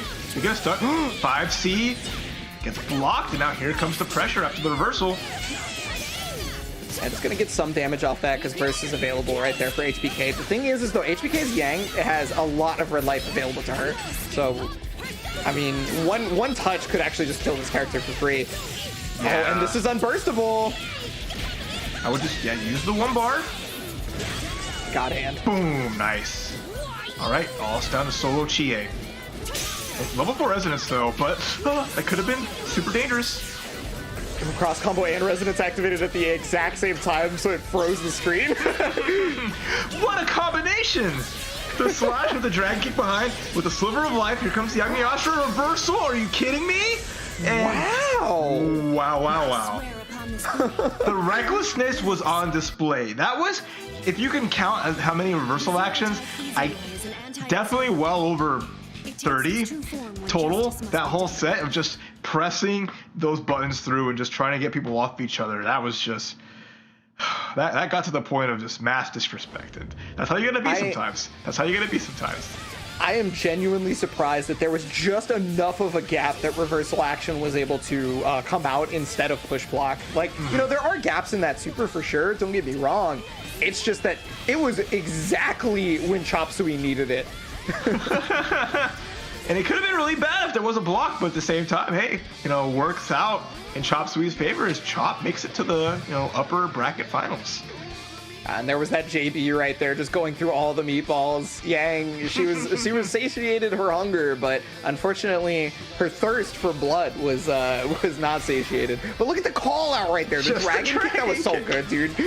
I love that a lot. But then, HBK man found a way, slugged it out the way they know how. At least got something on the board, right? You don't want to go to round 2 of the upper bracket and just go down with a 3-0. So made it a fun show. That was a wild and crazy kids if ever saw one, but good stuff. Make it super entertaining. Absolutely. So Chop Suey's going to move on to the upper bracket final, as you see there, and he's going to get the pleasure of either facing Razzo Sharp or Tempest and Y. And then we do have a losers bracket match that ended up happening. It was Malqui versus Garb. So yeah, now Malqui's gonna go up against HBK Man, who got recently sent to the lower bracket, as Don Cisco will await the loser of Razzo and Tempest. So that will be our next match, Razzo and Tempest. This is basically the one we're really looking forward to, because again, both these players just outstanding with multiple characters, with just the general game flow and also the player-to-player matchup. So you're going to see a lot of that on display here, as they're just going to try to one-up each other in increasingly violent ways. So it's a lot of that's going to come down to just momentum and what player can get into the other player's head first, I feel. Thanks for covering me there. My water went down the wrong pipe. I mean, it's important to drink water, but drink it correctly, I guess. Yeah, so chat thinks Razzo Sharp 67%. Okay. Yeah, I mean, that's a lot more than I honestly would thought, especially with a player of Tempest caliber on there. So we saw a 50-50 last time, so it was always possible that way. But now the pressure's on for Razzo to live up to the crowd's favor. I feel like for this bracket in particular, it's really hard to pick. Yeah, I thought this might happen. We are going. They looked at each other probably in like a Discord and just said, "Yep," and the one team they have in common busted it out. No, they have 2 teams in common. They also have Nika, Carmine, and Let's go. This is why it's called a mirror match. Start. This is why it's called the mirror match. Shades of some other games where everyone has like a mirror match tactic that they'd go for. I love that kind of stuff. We like to call this one in particular the Splatoon match, though, because there's just all the paint on the ground from Carmine. But Razzo getting some nice damage here and big pressure, and as soon as Tempest tried to play the game, gets opened up, and now Yang can take a lot more damage. Yeah, Tempest actually took the hit on the pinwheel, which is a viable tactic because one thing you do is sometimes you can catch the Carmine player off guard from taking the hit on the pinwheel. They'll try to set up as if you were getting hit by the command grab, right? And by the time they notice that you didn't get hit by command grab, it'll be too late for them to be able to combo off of the pinwheel hit. Mm-hmm. Oh, just a raw jump in? That's gonna work because the armor, but it turned the wrong way. No! Turned the wrong way, Yang. Where are you going? Oh, Yang's forward momentum was just a little bit too much, and the timing on the burst allowed for that to connect. Or not connect, excuse me, but there's the 5B, and what was in Razzo Sharp's complete favor is now looking a little hairy and even gonna be death. Super unfortunate for them. Oh, goodness gracious. He at least got the Carmine out with the reversal action. But it's just nice block from Tempest saying, okay, that's fine. Not running into anything and not even letting resonance happen. That was nuts. Sorry, my hands. And again, Now come on. why calling a character with low life out in those bad situations when you don't have the pace dot in your side? Oh, can be just so bad. Yeah, that was really unfortunate because honestly, the entire time it looked like Razzo Sharp was in complete control. Tempest was playing from a complete backburner situation, but Semblance Yang 5B catching two characters at the same time. You are not in the game anymore. That's gonna happen a lot. That move is just, you expect it, but then you don't. You just like, oh, they're not gonna press it now. They know I'm waiting for it. It's like, no, we're just gonna do it. Okay, using the armor as a counter to the armor. Very good, but all the 2B, yeah, making it as first safe as possible. That's one of the strengths of Yang, is that she can just make things first safe if she so chooses. Try to set up the unblockable and did exactly that. Gonna get big damage on this Carmine. It's gonna take a little bit of a lot of life out of there. Not quite gone yet. A little bit of life. Carmine's a healthy guy. Nice toe tech. But how do you get Yang in? Well, I mean, Yang is getting beat down herself right now, so yeah, Carmine's gonna have to take a couple of these hits here. Probably gonna go for the auto combo ender. Yep, get that health back, and then cross raid. Which also works super well because it keeps the corner. Oh, big hit. Didn't jump C would have beat the burst out? I don't know, but it sometimes does. It can be kind of wonky, but sometimes, but it does have that capability. Okay, first to Semblance is Mr. Razzo himself, but just stopped blocking low. Ooh, yeah, super unfortunate right there for them. But, okay, cross combo activated. Oh, wait, is that going to connect? It is, which means that cross combo is going to end for Tempest. And, I mean, look at the life deficit. Oh, wow, caught the assisting. We talk about it all the time. The possibility of killing your teammate is huge, but I guess for Tempest, it matters not. Willing to sacrifice Yang to be able to make the W happen. I mean, you saw his entire life bar was just red. He could have recovered 100%. All of that health back. All of that damage on Carmine was his own doing. And he just threw out pinwheels because he knew Razzo was just going to jump into it. Razzo just hopped right into the blades, spinning. You see a giant green pinwheel in the sky. Please don't go towards it. It might be like this cute paint, but it's deadlier than it looks, and it's just, they were just throwing it at each other, and Tempest just was a little more patient, and it just worked out. And now Razzo has to climb up 3 games in a row if they want to bring this back in any capacity.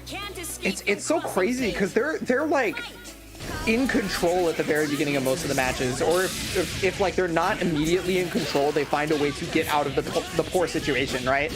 And then they make one really, really bad decision, and like Tempest just takes advantage of it completely. And Tempest is just like, you think I'm not gonna 5v? You're gonna run up to me expecting wow. Great low profile wow. and is able to catch both characters right there. You know, Razzo wanted to be able to save Yang right there because I think they knew that Tempest was probably going to go for the low profile, but it ended up not working out. Now you got this burst safe combo that's just going to be able to kill his character off. Fortunately for Razzo, they are going to be fighting with just Carmine. That was such a great bait on the 5E, knowing like, okay, I've been hitting you with this so many times, but I know how to thread the needle. Jump right over to avoid it, got a punish. That was just Tempest playing these matchups so well. Okay, 2 supers, yep.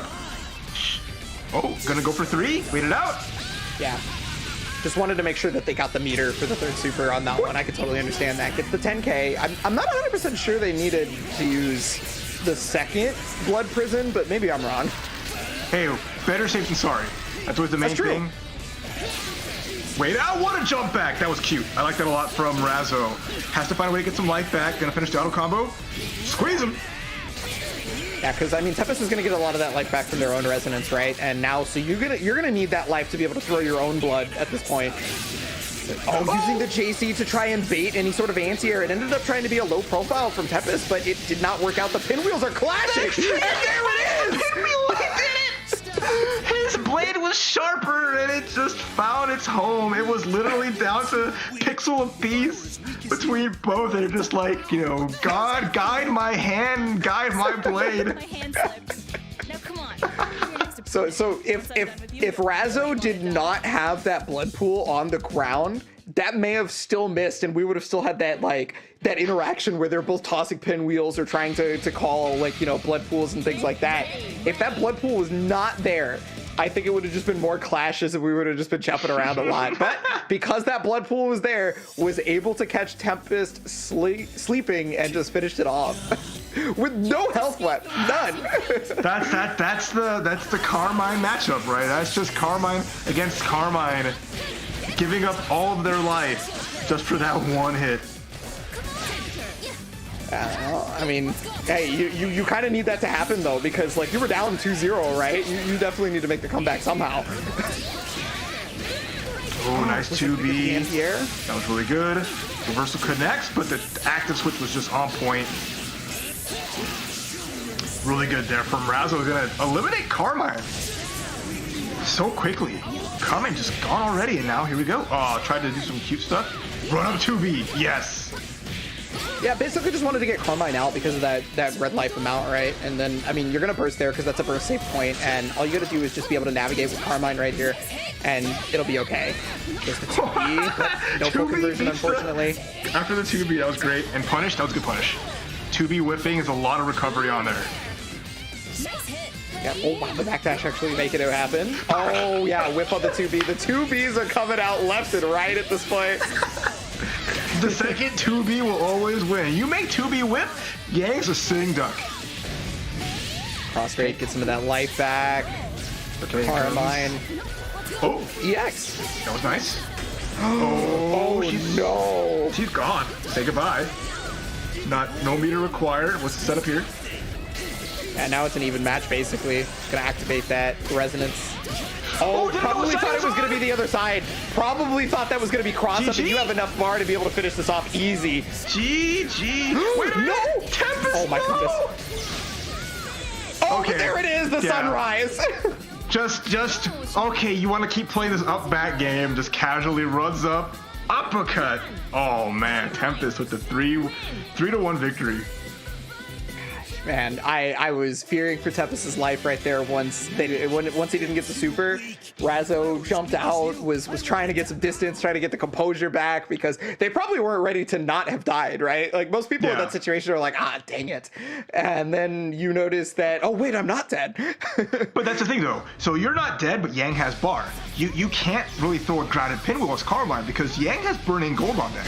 If you try to overextend at that distance, all Yang has to do is punch you. So Tempest is like, cool, you're not gonna throw grounded pinwheels because I will just super you. So what I'm gonna do is I'm beyond that layer. I'm gonna run forward, uppercut you for trying to throw an air pinwheel and do the same to the same effect. So that was just really, really smart from Tempest, just calling that out and finishing off the set like that. Here's that Splatoon match right there. It's the turf war. Who can put the green or purple paint further on the Yep. stage. And just look like, Razzo, Judd the cat came through and just waved the purple flag, like, hey, all right. But it wasn't enough as Razzo, like that hit with the 5A, crossing himself up. He blocked something, went on the other side, and that 5A just came as a mix-up. got hit by a two-way, no conversion, and then just the up back, boom. Yeah, it seemed like they weren't ready. Razzo was. I mean, for a moment, it seemed like they had their bearings, but the second that 5-8 did not cross up on the anti-air, I feel like it probably just kind of threw them for a loop.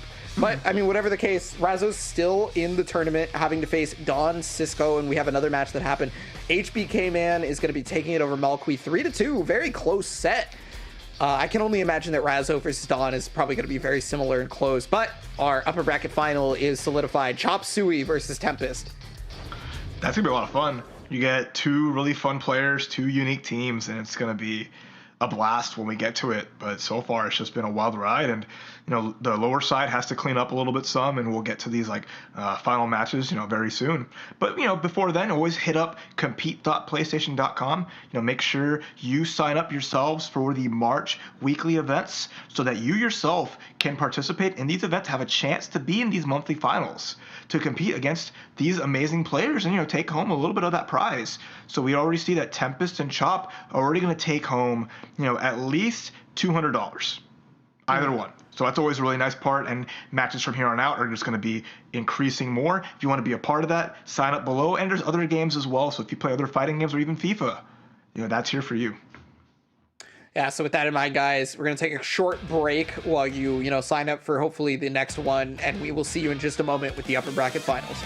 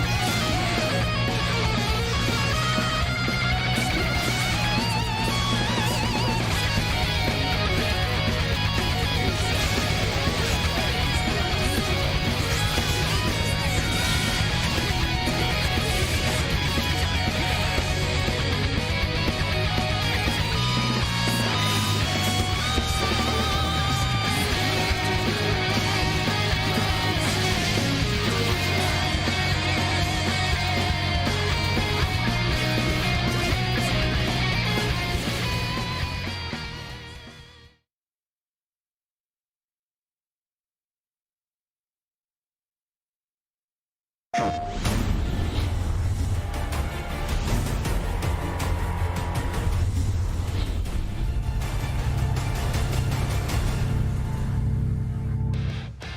right, break time is over, and there's no more of those. We are here for our final few matches of the PlayStation Open Series BBTAG February finals. I hope you're looking forward to seeing these upper bracket finals and then rounding out some lower bracket matches. So it's been just an adventure today, seeing who can make it this far, and no surprise, Tempest and Y in there in the upper bracket finals, and their opponent this month, Chop Suey. And we just got a bracket update. Don Cisco is unfortunately been eliminated by Razzo 3-0. So we're going to be seeing Razzo versus HBK Man. So it's going to be Chop Suey versus Tempest, and then Razzo versus HBK Man as our top 4. Yeah, good stuff to Razzo after taking that loss to Tempest in the upper bracket, and now making that top 4. All these players are in the money. They've got some prizes that they're going to be a part of, and now it's just these $100 money matches from here on out, trying to creep up that ladder and get going. So I'm looking forward to that a lot. I want to see who the audience thinks is really going to take these sets. I know Tempest showed a strong showing there, but Chop has been playing extremely well this month. Either one can really make it happen. Chop has been just pulling out all the stops. Like the JC usage from their Shie has just been crazy, because like, again, a lot of the time you either use that to just stop your momentum or to use on pressure, right? You put the opponent in block stand or whatever, but they're using it as like a movement tool, not just to stop their momentum, but to put up a wall and allow them to start moving again. That kind of thing. It's very defensive and almost as surprising as the strength of the chat feels in Tempest right now. 75%. I mean, Tempest is one of the champs. I can't put that past Tempest. He's one of the champs for a reason. He's one of our only repeat champions for the North American side of BBTAG as well. So, I mean, strong player, without question, right? Yeah. Plus, he just took down the crowd favorite Razzo, right? So Razzo had like the advantage in their match from the crowd. So it's like, well, if this guy can beat our hero, then who's to stop him, right? And we're gonna go into it and see if Chop can do it. We didn't get to see Tempest last month. Go ahead. Unless the crowd's votes are like what makes somebody Don't put that on the crowd. They're just watching. They're just trying to have a good time like we are. Don't put that on them. I'm sorry. You're right. All right, speaking of pressure. Oh, the air reversal. Uh-oh. So we're sticking to his guns. Yang, Carmine, is going to just try to punch through all the competition. There's the unblockable setup, as mentioned before. Yeah, and that is a free unblockable too, because that was all burst. The burst was locked out because that was off a reversal action. Double overhead. Okay, keeping it burst safe. Yep. Ready for anything in your situation. Like, I'm gonna put you in this hard to get out of, and just gotta deal with it. 2 hit, get hit. Watch your ankles. Not quite. And that's just Tempest running through. All the damage that Tempest has taken has just been from Carmine's life loss from using specials and normals. That's really it. Yeah, and I mean, like, you can easily take a look at that and recognize how strong of a control that Tempest had over that match right there. 75% of the chat is probably putting their feet up right now. Oh man, that was just, again, really good. The back of like Yang with a very strong assist package that Carmine will give, that pinwheel just covering so much space, that, the reversal action leading to so much, and it's hard that when Tempest gets momentum going, it's hard to break it, especially when you get put in the corner. It isn't any fighting game, but Tempest is just so good at knowing you can't get out of this. I'll just do it over and over again. You got to hold that, and that's the game. You either learn or die. There's no options other than those two. But I feel like with that reversal action, that was probably meant to be a push block, because it seemed like it was so at such an interesting point. I mean, there's totally merit in wanting to reversal action right there. Not a lot of people are expecting the air reversal action at that kind of moment in time. But I don't know. We'll see. Okay, pressure's over. 5B's coming out. Gets a conversion though. That's good for Chop. He's got a lot of damage already on the Yang. He's gonna look to tag out. Yep, just like that. Bring in the Carmine. So the danger part. Sandwich setup there, but Yeah. okay, got the hit. Go back down. Okay, set up, safe jump. A good mix up there with the Chie assist. The Chie 5P. 2 hits, dashes forward, and a little explosion. So good for little good for lockdown. Yeah, I like the use of the bottle rocket to be able to trick Chop Suey into thinking that the guard stun was over, and so that they were able to get the jump A, or excuse me, the standing A. Oh, big jump! What a hit! Going right past the pinwheel, quick power charge. Oh, but the small combo drop and the 4P from Yang is going to turn this around. That was almost a really good pickup from Tempest. He almost made that conversion happen. Yeah, just gonna throw those bottle rockets. You have to come to me, because if you don't, my character will just regain all this life back, which is exactly what's happening. Oh, try to take a different angle with the dragon. 2B not punished. But, Tempest doing what is best, but gets punished. Bottle rocket does have recovery on landing, if you're not careful. Okay, what's it gonna be? This blocks on the up back. And can punish the Carmine if it comes out. There you go. Yeah, that was basically which character do you want to take the most damage? Is it going to be Carmine or is it going to be Yang? Which character has to block? With the low profile? 5C got punished? Get out of here. Don't want any of that. Oh, I was just about to mention the meter too. Yeah, Tempest had 4 bars to work with to just do anything off that. Oh, only got 6.9, but trying to anti-air, I like it. You don't get animation when you anti-air with that, but I mean, hey, it still stops Easy away from doing what she wants to do, and it also gives you a little bit of extra damage. Here's the sandwich. Gotta guess. There's the low. Was looking for the burst, but hard tag. Got it out, and the reversal catches. That was nice. Yeah, kept looking for the teleport right there. Tempest had to have known, but not knowing about that jump, gonna immediately go into resonance right here. Oh my goodness. Oh yeah, Tempest was expecting Chop Suey to want to press a button or to tech a throw, and neither happened. And, good for Chop. Chop just sat there and said, oh my god, I'm going to wait. And I'm not going to fall for it. I'm just going to hold that back. I'm going to stay grounded. Like, in the game and in real life. And Tempest just rolled the dice, and that's how it goes sometimes. Yeah, absolutely. I mean, look, if Chop Suey had jumped or pressed a button or tried to throw tech and Tempest had hit with that reversal action, we all would have been singing his praises. We were like, that was the smartest reversal action we've ever seen in our lives. But, sometimes those things are just big gambles, and sometimes those big gambles do not work out. I think that might have been a chorus of 1 in that case.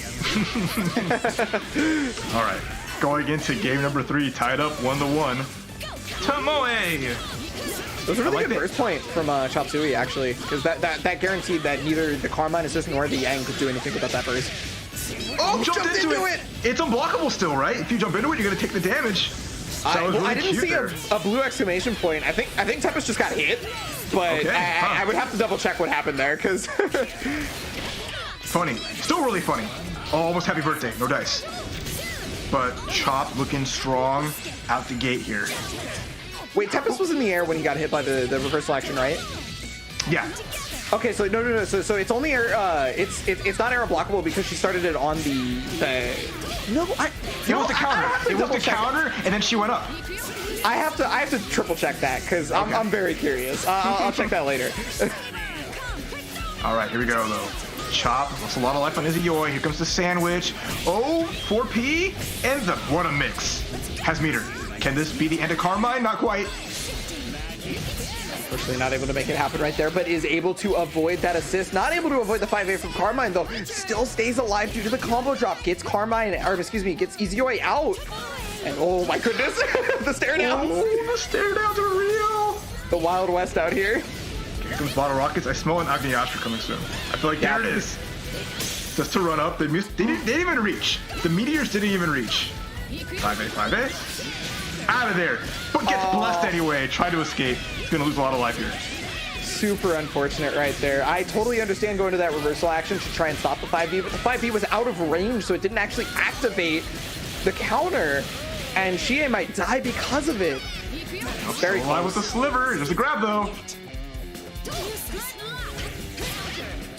Oh, gets a hit. One jump A and a dream. Yeah, that was a good push block right there, because EasyOi would have been able to go for pretty much any mix-up after that. It's going to burst out to be able to save Yang. 2v1, far better situation than a 1v1. Okay, good blocks there from Chop. Getting a little bit of bar here. Frozen the time. Oh, the cross up! Still looking good for Chop. He just needs one good hit. There's going to be a resonance though from, oh, punish? No punish. But the armor turns around! And that's going to be it for Tempest. It was such a smart read from Chop. He jumped back, did the air fireball, baiting out the reversal action. The fireball misses, teleports into Yang's fist. It ended it like that. Super unfortunate. Just a little bit too late on being able to stop or punish the reversal action, or at least maybe couldn't be able to. And I mean, Tempest took that to heart and just hit that 5B. It's 2-1 now. And Chop Suey's got to really think about this, really dig deep, because he has to win 2 straight at this point. Yeah, it's been, you know, we say it a lot. It's been close, like for real. It's just been one significant hit for either player being the difference maker, right? But you know, Tempest clutching it out, not unexpected, right? It's going to be on Chop to really show their inner strength in making these situations in their favor and really having that like final drive to end these. All right, so possible game, set point here for Tempest. And yeah, again, the patience from Tempest is so powerful because you see all the flailing buttons and you think it's like not a ton of patience. And I mean, don't get me wrong, of course Tempest is failing, it's Tempest. Like, he loves that stuff. But you'll notice that he's willing to wait for a half a second for you to cross up so that his 2B does not go the incorrect direction, rather than just immediately pressing it as fast as possible. Ooh, gets a hit. Gets the grab, yep. Tempest, that's something I think I see from a lot of people, like Tempest and his training partners. They'll just do like this casual run-up grab. You get hit by it, you don't tech, that's fine, but no big mix-up behind it. Just, I'm gonna grab you, you're not ready, that's too bad. Yeah, unfortunately that was not the place to burst right there, because what ends up usually happening is that Carbine gets hit, but Yang just decides that she can block. Ooh. Yep, still got hit by the unblockable, got out of it decently. Here comes the Acme Astra, the Meteors, Meatballs would call you. Number 2. Chef Boyardee. Oh no, because Chop Suey specifically jumped there, that allowed Yang to have enough forward momentum to go to get the cross up. Luckily, he was able to get out of the cross combo situation, so it wasn't too bad, but now you pick which character you want to die at that point. Scary, just jumps forward, right into it. Gonna put that pressure on. I feel like a grab's coming with the mash out. The Abare pressing those buttons, managing to bring in Izuyoi, Chie living on a prayer and a pixel. Yeah, and because it was active switch, she's gonna get a lot of that life back right now. Gonna have to deal with this mix up, but because it's Izuyoi, she has the chance to just avoid it all, and she did exactly that. Oh, but grab.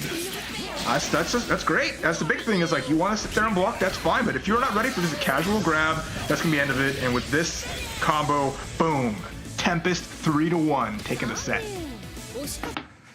Yeah, Tempest, just as the set went on, it seemingly got more dominating the entire time. I mean, it's one of the reasons why he's our previous champ, right? One of our only recurring champions as well, and looking to make that a 3rd term of champion on top of that. Yeah, I just like, you know, Tempest always staying solid. I like his just usage of the grabs as the set went on, just knowing that this is a simple tactic that, you know, there's the only answer is to react or to jump back. And if you jump back, I'll catch you, but if you tech it, you know, he's going to be ready for it with some really good buttons. And that's just one of the things that you have to be aware of is, you know, maybe not a lot of players will just go for that 1-layer throw. Just like that, right? They might mix it up in a little bit of pressure, but Tempest gladly just check you. It's a check, and if you're not ready for that check, stuff, you know, it just snowballs from there. Yeah, definitely snowballs the name of the game versus Tempest. If there is someone in BBTAG's entire competitive lifespan who understands how to really get the snowball rolling and get it to boulder status, I feel like Tempest is a huge candidate in that. Still really fun set to watch, and you know, Chop will still have an opportunity there as he waits in the lower bracket finals. You know, Tempest sitting pretty in the grand finals now. But we will be moving to that lower bracket as our next match on deck will be Razzo Sharp versus HBK Man. You thought we were finished with Yang? You thought we were finished with Chie? No, we're going to put them together and bring you some fun stuff. And I'm looking forward to see how Razzo responds. We could theoretically see Yang Xie versus Yang Carmine. Theoretically, you know, we could see almost a mirror match pretty soon again. I mean, you know, Razzo plays a lot of characters. They could even, you know, opt for the Mika Carmine instead.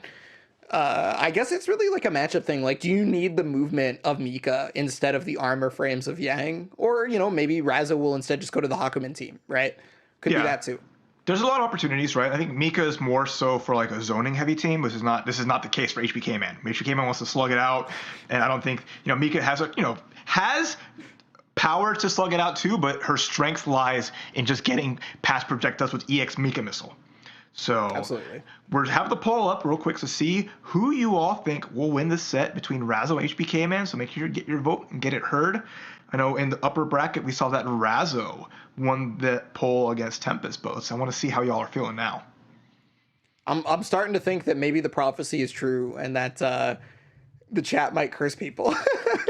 I mean, they were all in on Tempest, and he won his set, so... That's true. Actually, you're right. Never mind. You know, I'm wrong. So chat right now is about like 1-1, maybe. I haven't kept count with how their predictions have gone, but they are on Razzo here, as Razzo's playing the Merkava, the noodly boy, the Birdman himself.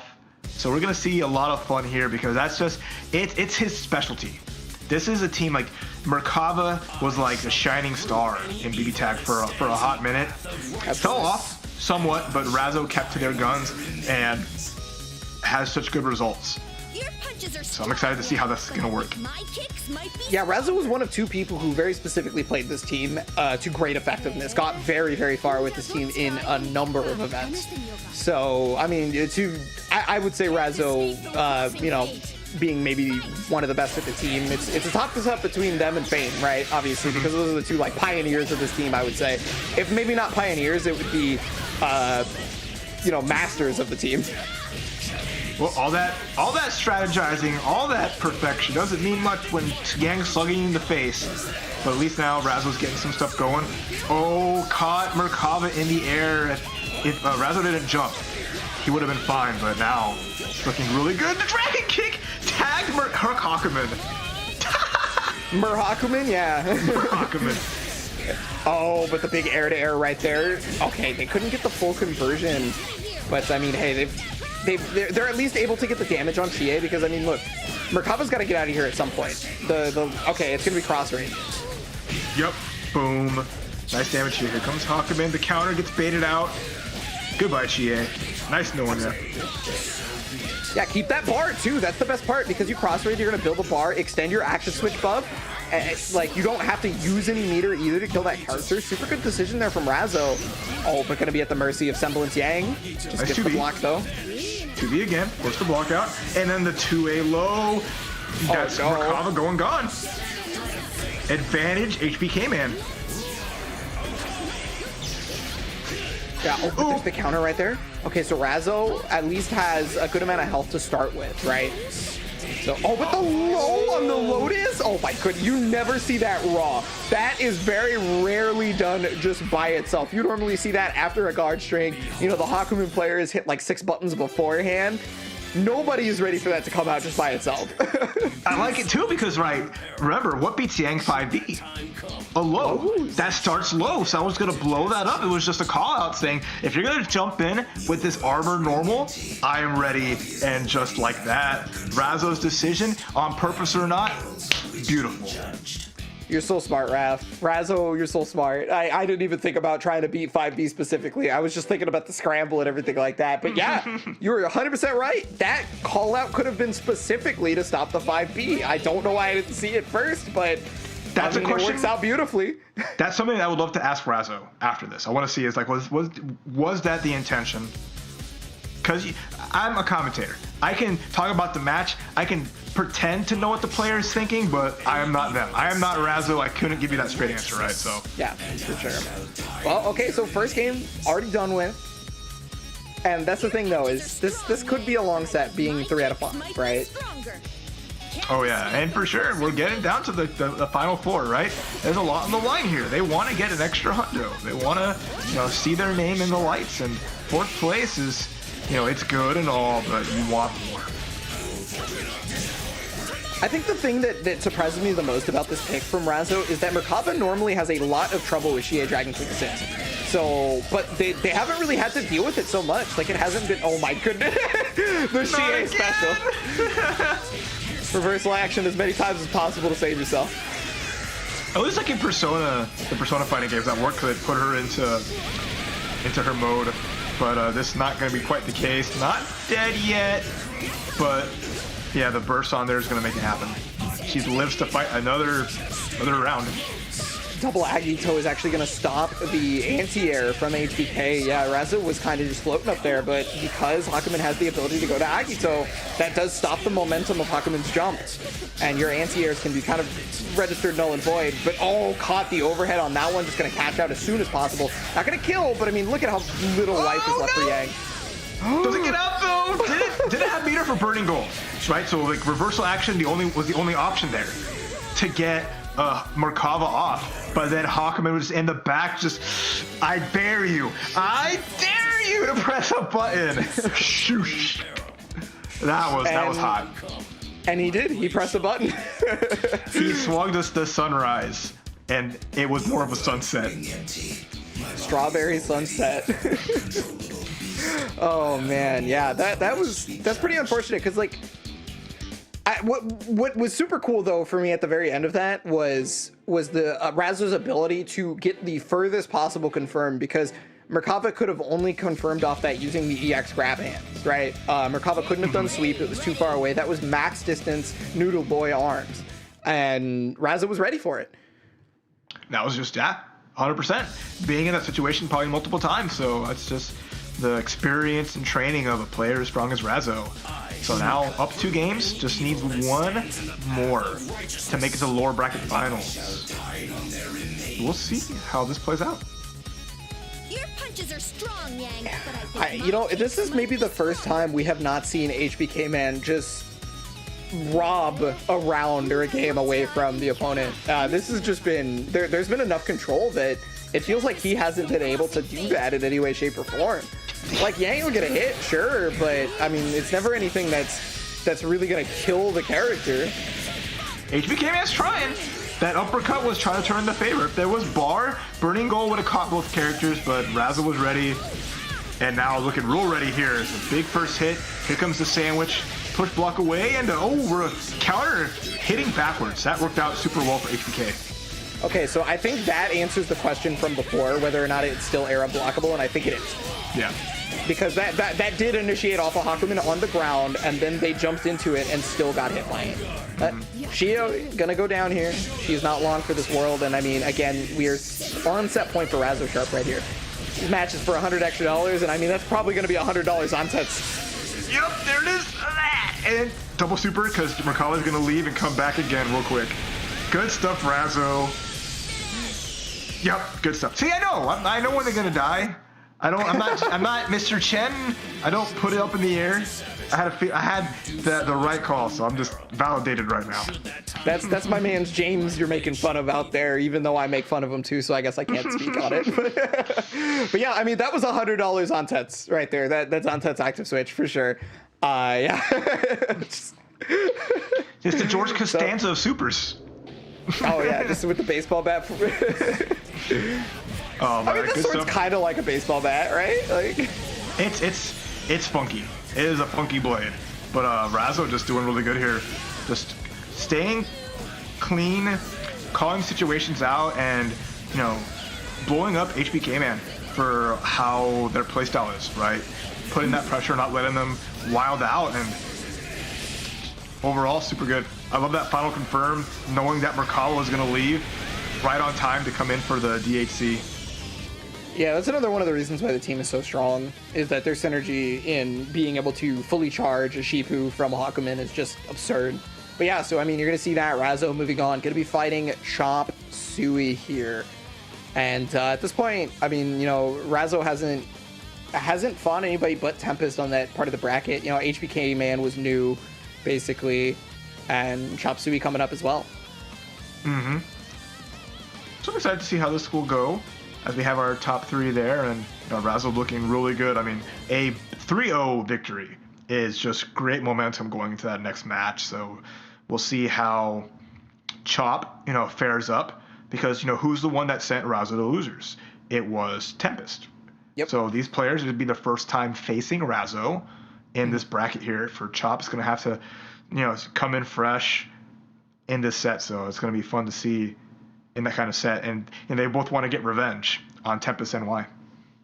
I'm back on the train of which character is it going to be, because obviously Chop Suey, we know earlier, playing Chie, right? But there's the Izoi on deck. Izoi has a lot better air-to-air situations than some of the characters from the previous Chie that we saw.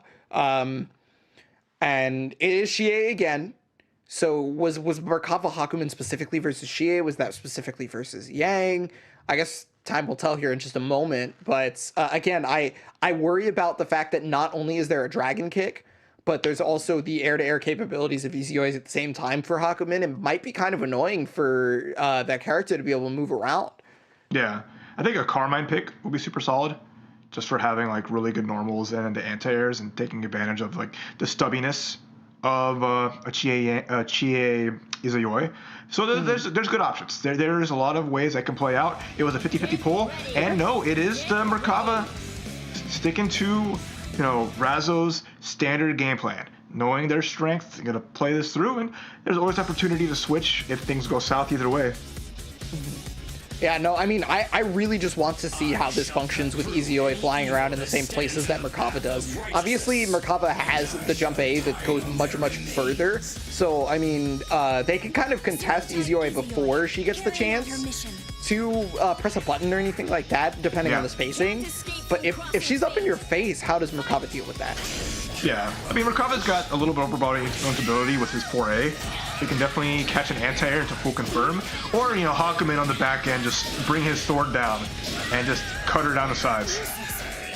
Yeah, I mean, that's one of the real nice parts about this, again, is that Hakumen Shifu assist, it also gives them a knockdown that you can pick them up off the ground. It's still a comboable state, and Izoi already down at this point, no resonance levels aside from just the regular old charge diamond that they got. She is by herself.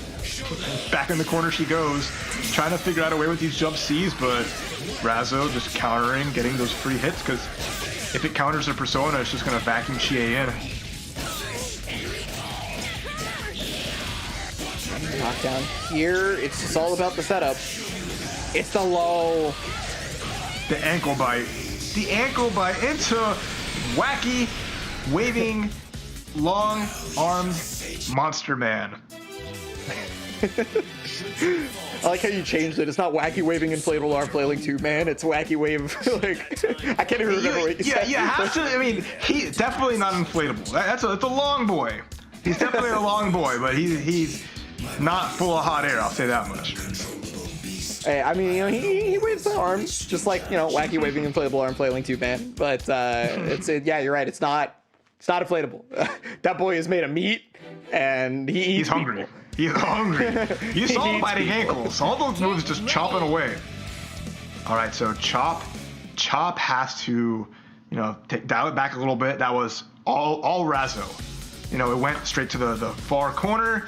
Razzo just ran the mix, erased both characters, and now here we are again. What is the adjustments that we should see? I mean, Chop currently on the chopping block, so it's gonna have to pull out all the stops at this point. I'm sorry, I had to get that one out now. I had to get it out now. Adjustments-wise, it's really all about the ability to get around that Shifu assist, because that Shifu has been making it so that Merkava has just gotten full combos off of literally everything that has happened. I think the first 2 games were all just Shifu assist conversions. Well, speaking of conversions, right to mix-up, that was nice. Tried to get the jump cancel combo, but didn't work out. Well, I think they were looking for the burst, actually. Oh, okay. But mix-up potential here. Step 4A. It's going to be throw. Yeah, I like that. Took a chance with the burst, worked out. Whoa. There's the air you were mentioning. Hakumen's gone. Yeah.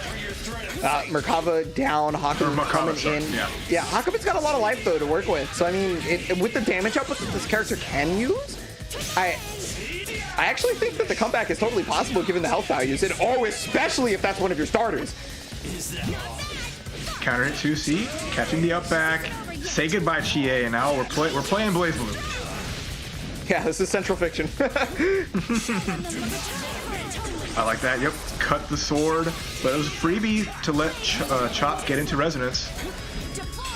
I like that decision right there. Recognize that last time they went to 2B, which, you know, to be able to hit the projectile, but went to jump A instead the second time to be able to catch the teleport or just the projectile, whichever one came first. Oh, that was a beautiful hit. With this amount of meter, this should be it. Gonna go into super. Boom! Takes it, Razzo. Despite being down one character early on, what a Hakumen round. The Hakumen round and all Hakumen rounds. Mm-hmm. That was like, he didn't take any. He took what, one singular hit when Hakumen came in, or did he not take any hits at all? No, he took a hit. He definitely took a hit, but it was like a jump C. But Hakumen was airborne and too far away to capitalize off it, so it just reset to neutral. And Razzo just popped that resonance, got life back, had all the meter in the world to do whatever, and you know, Chop up back then got called out, and you saw how much Razzo got from that. Yeah, well, I mean, super strong play right there from Razzo. Super strong.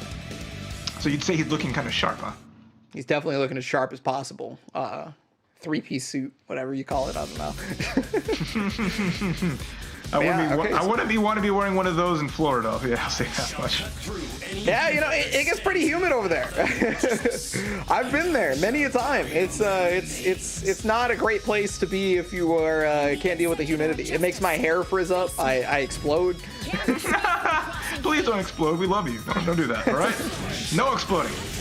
Only thing that can explode today are these life bars as we go into game number 3, and Chop has to make a miracle sweep to get a reverse 3-0. Well, I mean, you know, for the first time actually able to set up possible mix-ups here. Overhead's going to end up getting blocked on this one. Ooh, the jump B though, counter hits, going to get full extension. Yeah, you know, unfortunately, there's not really a way for Izuyoi in BBTAG versus her CF iteration to cancel her air dash, right, into like a low. So a lot of the time, if Izuyoi's kind of far away, you just know that the only thing they're going to be able to go to at that distance is a high. That's good. You see that from Razzo's defense, but Tomoe saving the day, not just for Chie, but for Izuyoi. Should finish off Hakumen here. This one. Full riser. Yeah. All right, here we go again. We saw what happened before. Hakumen comes in. There's two healthy characters on Chop Suey's side. Can Razzo repeat it, or can Chop put it on the board? I want to see. Yeah, well, if there's anything that we have learned about Razzo's Hakumen, it is overwhelming, is what it is. It suffocates you. I like that. You saw the B version of the dash punch that has a lot of startup. And it is plus on block if you do block it, but you can normally react. That got in, and Chop just changing it up, getting around. Very nice. That was an incredible change up right there for Chop Suey. Just a completely different game for him. Very good. The pressure was great with the Izuyoi, and then the Chie play against Hakumen. I love seeing that dash punch get used. It's a nice check. Like, are you ready for me just to cover all this grounded space and then just be in your face? Yeah, I mean, that was maybe the first time throughout this set that we've seen Izuyoi able to get solid actual mix-up situations. Before, it was like either Merkava was just, switch over to the Yank, Karma, okay. I was going to say that, Merkava either just avoiding what Izuyoi is trying to doing altogether, or Hakumen was just countering out of it, that kind of thing. But completely different matchup here. So this is how Chop Suey fell to the lower bracket, by the way, is this team right here. Yep, and bringing it back, it's like, hey, I'm not the only person that can play this team, so let's see if it works for Razzo, who has the flexibility of making one more switch if we do go to a final game. Yeah, I like the decision to be as up in the sky as possible, because now Yang can't really do anything, right? 2B doesn't go high enough. Bottle Rocket goes straight down, and if you try to go for, I don't know, like a Strawberry Sunrise, the reversal action, it's still too high even. Oh. Oops. Yep. Thanks for the punish. Thanks for the health back. And then just going to extend that damage with Yang into the single super. Still going to be alive with this little pixel, but it's going to be scary here. Wow. Yeah, 11k damage right there. You can still be alive, but it's pretty scary. And oh, this is more than likely a dead character, as long as there's no drop, of course. That's it. Yeah. Yep. Twice the active switch beating out the reversal action. Razzo calling that out and saying, "You get into trigger, happy friend." And a quick round, big switch. Razzo makes it to the grand finals. Yeah, I feel like this is kind of one of the matchups that we were wanting, but hey, look, Chop Suey put up a hell of a set this entire tournament, actually. Just like pretty much everybody Chop Suey was running into had to work for fighting him. Oh yeah, chopped them all up and did a good job of it. It's just once he got to the upper echelon, just wasn't have enough juice left in the tank to make that mark and get to higher than the third place, but still really proud of him. And then Razzo getting the run back here. So you saw just that Hawkman around just doing super well, showing how proficient he is with that character. But then Chop, those adjustments looked really good, but then the best adjustment of all was a character switch for Razzo in the last game.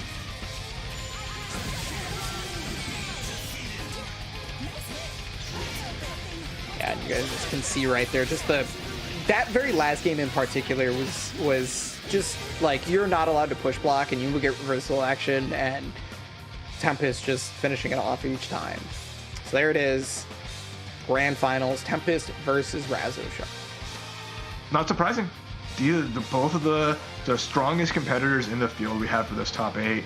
They fought once before and they'll do it again here in this final set, but this time Tempest is on the winner side. If you don't know, the upper bracket side, winner side, they only have to win one set of the 3 out of 5s to take this championship, whereas Razzo on the lower side has to win 2 sets.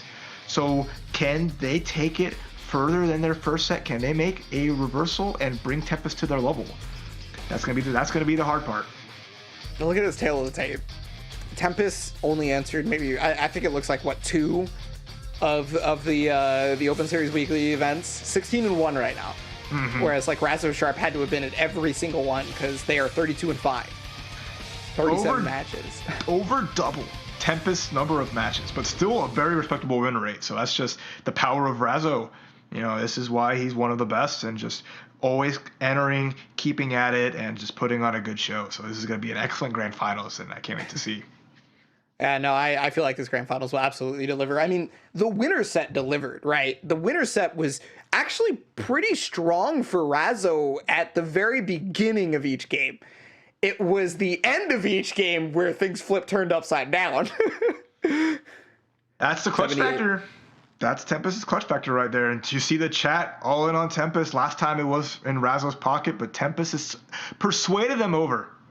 He's like, yo, have you seen what I've been doing to people? Did you see what I do to Razzo already? It is in my advantage, and that's the safe pick. I mean, yeah, you have to sit down and look at legitimately what Tempest has done just in this Open Series alone, right? Like you can throw away all of the other things that happened in events that are not this Open Series event right today. Mm-hmm. And you can just look at this one. I can understand why the chat would have absolute faith in Tempest being able to take it, because, well, I mean, he's looked unstoppable, right? Like, yeah. Just legitimately unstoppable. And it's just been the one team. He hasn't really done anything different. He's just been, I'm playing Yang Carmine. I'm going to beat everybody up with this one team. There is always a chance of another team, but, this is Tempest at, like, not full power, not hop around the board or anything in that way, not even bringing out, like, the Adachi, which is scary considering, like, the strength of the characters he has in his pocket. Oh, here we go. Happy birthday to start things off. Grand finals. Let's do it. Oh, no. What a way to start. Because, look, Carmine gets all that life back, took over a third of yours, and now the cross-combo activation is possible. But, okay, nice. Tempest is going to be able to get out of there. 5B working, but almost had a punish. The 2A almost caught the recovery of 5BB. Just goes for the throw. Yeah, I mean, I totally understand getting that character out, right? Actually, wait, I think... Is Tempest the green? Or is Tempest the... the purple? I'm sorry, you know what, the names are probably right. I'm probably just tripping. They just stole each other's colors, you know, whatever. Either way, that 4P from Yang reaching to the heavens. They have the same color. They pretty much do, right? Almost. That's why I got confused. Okay, all right, because they're playing different shades of the same color. Got it. Okay, I'm sorry. That one got me. Oh, it's gonna be good damage here. What do you realize? That you're gone? That it's over? That Razzo has a nice advantage here? 2 characters forcing the resonance out? And here comes a CC. Yeah, Owen got the hit right here too. I mean, not 4 bars to work with, but I mean, hey, look, you're gonna get this plus maybe a cross raid if you want. Yeah, you keep the corner. You get all that life back on that Carmine. And now you have semblance to work with a whip punish on Burning Gold. That was just everything that they could have hoped for. That was it. I took enough chip from random hits that the time stop comes out, and you just see Carmine sitting there like he just rolled a bowling ball, waiting for it to hit the pins, and just get slugged for it. Oh. Turns out the pins fight back. That's the power of semblance. You get a free, just like, wait a minute. Oh. And players have gotten better. Players have gotten better at realizing when semblance happens and not overcommitting and getting blown up for it. We got the OG Tempest team.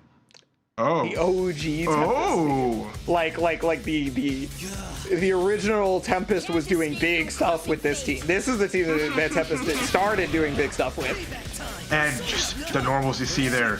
You, Narukami, the king of the sword. That 5A just super duper good. Very fast, great range on it, and then backed up with, you know, Wallstein's assists, which are all a bit slower than they previously were, you know, some time ago. And it really does enable Narukami. I really like that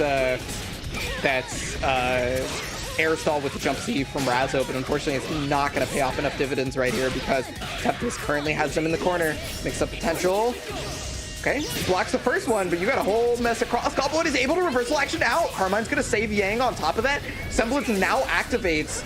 This went from bad for Yang to actually pretty good. Yeah, big drop. Brings in Carmine though.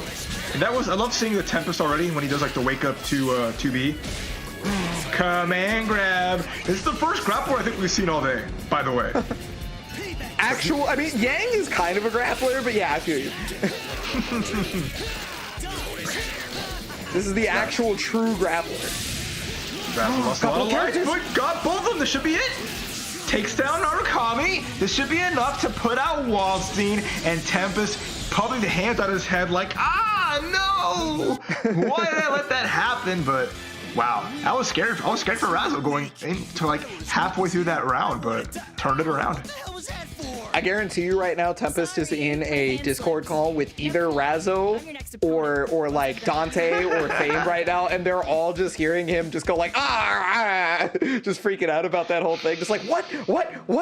Just saying what over and over again, because that's the Tempest special. He's got a lot of those. He's got a lot of specials. But he just a fun guy to be around and fun guy to watch. And we'll see what he does now that, you know, Razzo just needs one more to get that reset. Yeah, which is a complete turnaround from the winner set. You know, the winner set obviously was the 3-0 in Tempest's favor. But I guess this is the power of that matchup was close in the first. What a pickup! I'm sorry. He still got that pickup was godlike. That pickup was godlike. That was so cool. Carmine's stubby little shoe catching it out, but you know the scary part is when you get a good burst into Wallstein, a meaty 5C is an extremely strong option. And caught, giving Tempest the momentum, and now here's the sandwich.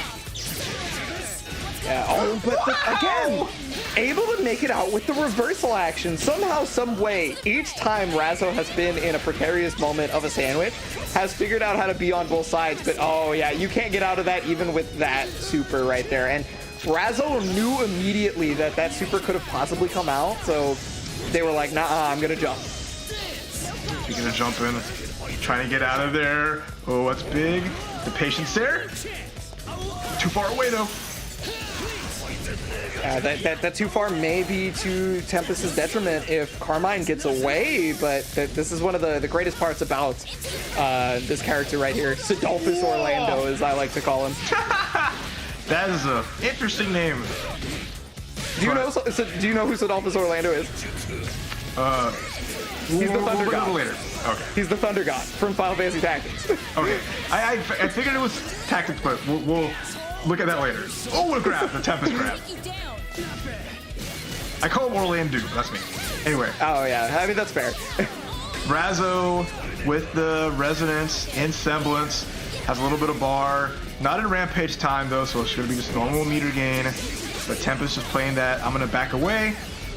You can have all the health and meter you want, but we're playing hopscotch. You gotta drink some ice, or eat some ice cream at this point. Oh yeah, wanted to armor through it. I saw that, Razzo. I feel you. But an immediate 2C from Tempest is gonna stop that armor from even making a dent in Tempest's game plan, and he's gonna take the first game for himself finally, stopping the reset at least for now.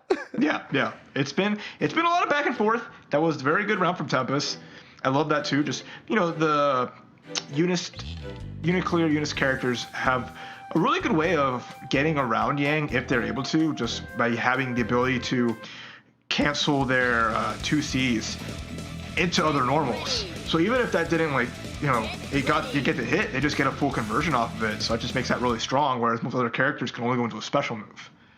So it's a very safe pick when you're trying to go up against Yang. What is this? Razzo plays this team? This team is mad good. Don't get me wrong. I just didn't know Razzo plays this team. Surprises, all right? We have all fun things going here. You know, not surprising to see a Seth pop in. Seth's just a very strong character, very popular throughout the PlayStation Tournament Series, EU and NA. So let's see. And then Yumi is just super good. Yumi? Yep. Is Yumi, yeah. Especially with that 5A. Probably one of the best light buttons there is in modern fighting games currently. Oh, but got the low. That's gonna hurt so much. So mean. It's a super. I love that. I love that setup so much. Well, luckily, you know, Wildsign is one of the healthiest boys the game has to offer, so didn't die from that. And now the happy birthday from Tempest! Has a lot of bar here, so it's gonna just... Okay, I like the up back from Razzo immediately, getting Yumi out of there. I wonder why Tempest opted to not kill Seth with, like, Zeodyne super, right? Like, yeah. full conversion into Zeodyne. Because, yeah, obviously Yumi would have lived, but okay. I mean, still on the up, though. Boom! The 5A misses and an immediate 5B from Razzo. He's gonna get the character swap out. Let's see what damage can happen. Oh, how cute. Yeah, and Razzo did not have any meter or assist gauge, excuse me, to be able to beat that burst. The low caught him on the meaty counter hit. Okay, what do you got? That's it. She's got dead. nothing. Goodbye. That's all she got. She got one more round to play with as Tempest ties it up 2-2. What you got? What you got? What you got? As they break their ankles. That's the second time we saw counter hit 2C. Like, you don't even have an armored 5B, and that just get big counter hit, the chunk. You see how much, like, the game kind of slows down when Wallstein hits that, like, counter hit 2C, so you really have all the time in the world to be like, confirm it and feel good about yourself. And the best part too is Waldstein is an under 9 character, so he gets the ability to reverse beat, meaning that he can chain downward in button strength, so he can go for the sweep, which is 2C, into a B button and get a full combo off it, regardless of counter hit or not, right? Yeah. So, like, or he can just keep himself safe because he gets a reverse beat, and so that's like the crazy part about it. But now we are 2-2, so reset point. Razzo is sticking with the Yumi Seth guns for the possible reset, and then obviously, you know, Tempest has to stay because they won the last game. Yeah. If a reset happens, they both have the opportunity to switch characters again, so we'll see how that happens out. There's the counter from Yumi. Doesn't quite work, and now she can take a brunt of damage. Yeah, if the counter, you know, hit the point character, it would have been fine, but the thing is Wildstein was the character that started the counter, so it didn't end up working out, and Razzo was looking to get crossed under, and so they weren't ready for throw on that one. No, is anyone ever really ready for Tempest grabs? His grab rate is always so high. It's ridiculous, isn't it? It is 100% high. I feel like nobody really talks about that, but like Tempest just grabs people and nobody ever attacks it. Ooh, opportunity. Reversals. Yumi just wants to get in somehow, and there's the swap. Run up. Nice punish on there. You try to get cute with DP plus assist, but the call-out was real. Oh, nice short hop double laser right there from Razzo. Oh, and the 4P from Walsing gonna get the knockdown, and huge damage. Forced to burst. And the, you know what it is? Tempest, why wouldn't he do it? You're scared of wake up command grab super, so you jump. Tempest just 2Bs, kills the character. Yumi's gonna be gone. Gonna give a big old bear hug to Razzo Sharp's Yumi, and that is gonna be your first 3-time champion on the North American side, Tempest. Great stuff. 3-2, brought it all the way back. Razzo had a great thing going for him, made a big switch, did it pay off? Take second place, but the big thing is that first place goes to New York. Did it for New York as always. But I mean, hey, look, Razzo's gonna be walking away with $300 for second place. I understand you want that W. I understand you want the 400, but I think that's a pretty good consolation prize for something that you can join from the comfort of your own home without having to do anything. That was just a super fun set. I love that it started with the Splatoon match. It started with Yang, Carmine, Mirrors. But then when Razzo got that first win, Tempest was like, wait, have you remembered? Let me bring back a classic. And just like that, right? You see Razzo still doing really well, but then Tempest reasserted himself and just cleaned it right through. Yeah, they were really content with playing the Splatoon matchup at first, and I mean the Splatoon matchup ended up working out, which it didn't for the winter set. But once it got here, it felt like it was very difficult for Razzo to go for anything else. And you know, I am genuinely curious as to their reasoning on to picking the Yumi Seth and not maybe like, you know, one of their Hakumen teams or like sticking with Carmine. It was apparent that Razzo knew how to play that team at the very beginning of the first game that they had switched to that team. I saw all the shades of like, oh yeah, they actually do know how to play Seth for sure. I just had never seen them play the team before. Yeah, it's scary having a really good team like that in your pocket. So if that's, and probably not a surprise to a lot of the players playing up against it, but nice to see that Razzo trying something different, you know, throughout. And that's just the strength of both of those players going into the grand finals. You know, having this sort of rotating door of squads they can bring out, all really good synergy. But Tempest clutches out against, great stuff to them. Just doing their thing, you know, making it through and staying on the upper bracket side the entire time. Razzo with the second, but still Chop an amazing showing. Chop Suey taking the third, and then fourth going to, you know, HBK Man. So, you know, I love seeing the diversity in the teams and the players, and just wonderful finals this month. Yeah, no, that was super good all around. This is actually one of the more stacked brackets that the North American side has had for BBTAG for sure, because we had all of our champions there.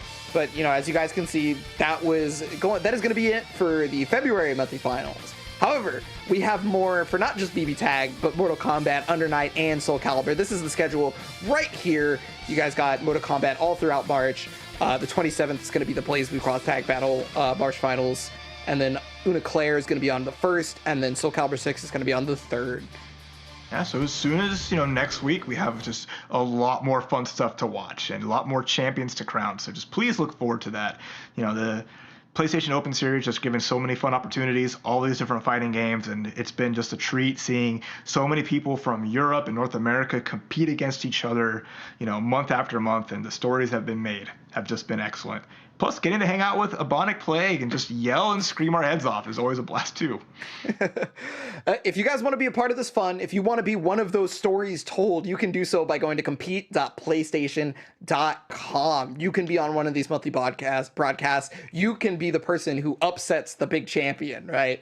You know, but you have to make it through the weekly qualifiers first, which have its own set of prizes. Monthly finals has, you know, a better set, of course. So you want to make it to these. Qualify, compete.playstation.com. Yeah, so hopefully y'all do that, and you know, get ready just for more action coming to you soon too. But for now, you know, that's really the end of it for us here. But it has been just a pleasure. Another wonderful Saturday hanging out, watching some BBTAG, and just having a good time. Any final thoughts? I just want to thank everybody that watched. Obviously, got to thank the production and the players, of course. And, you know, stick around for more, you know, PlayStation Open Series events, because just as you saw on the schedule, there's going to be more. Again, thank you guys so much, and we're going to get on out of here. Have a great rest of your day.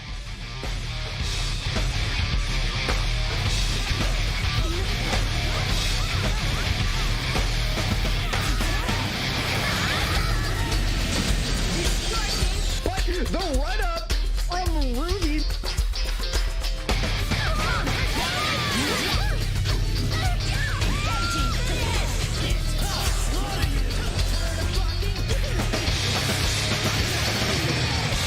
Oh, there it is! That's what I was talking about!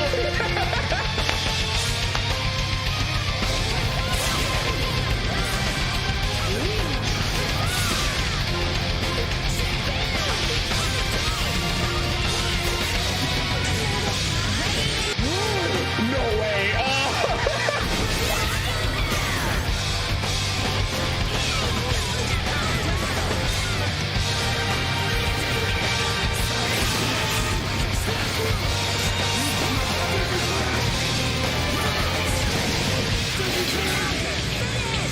Now the pinwheels are clashing, and there it is!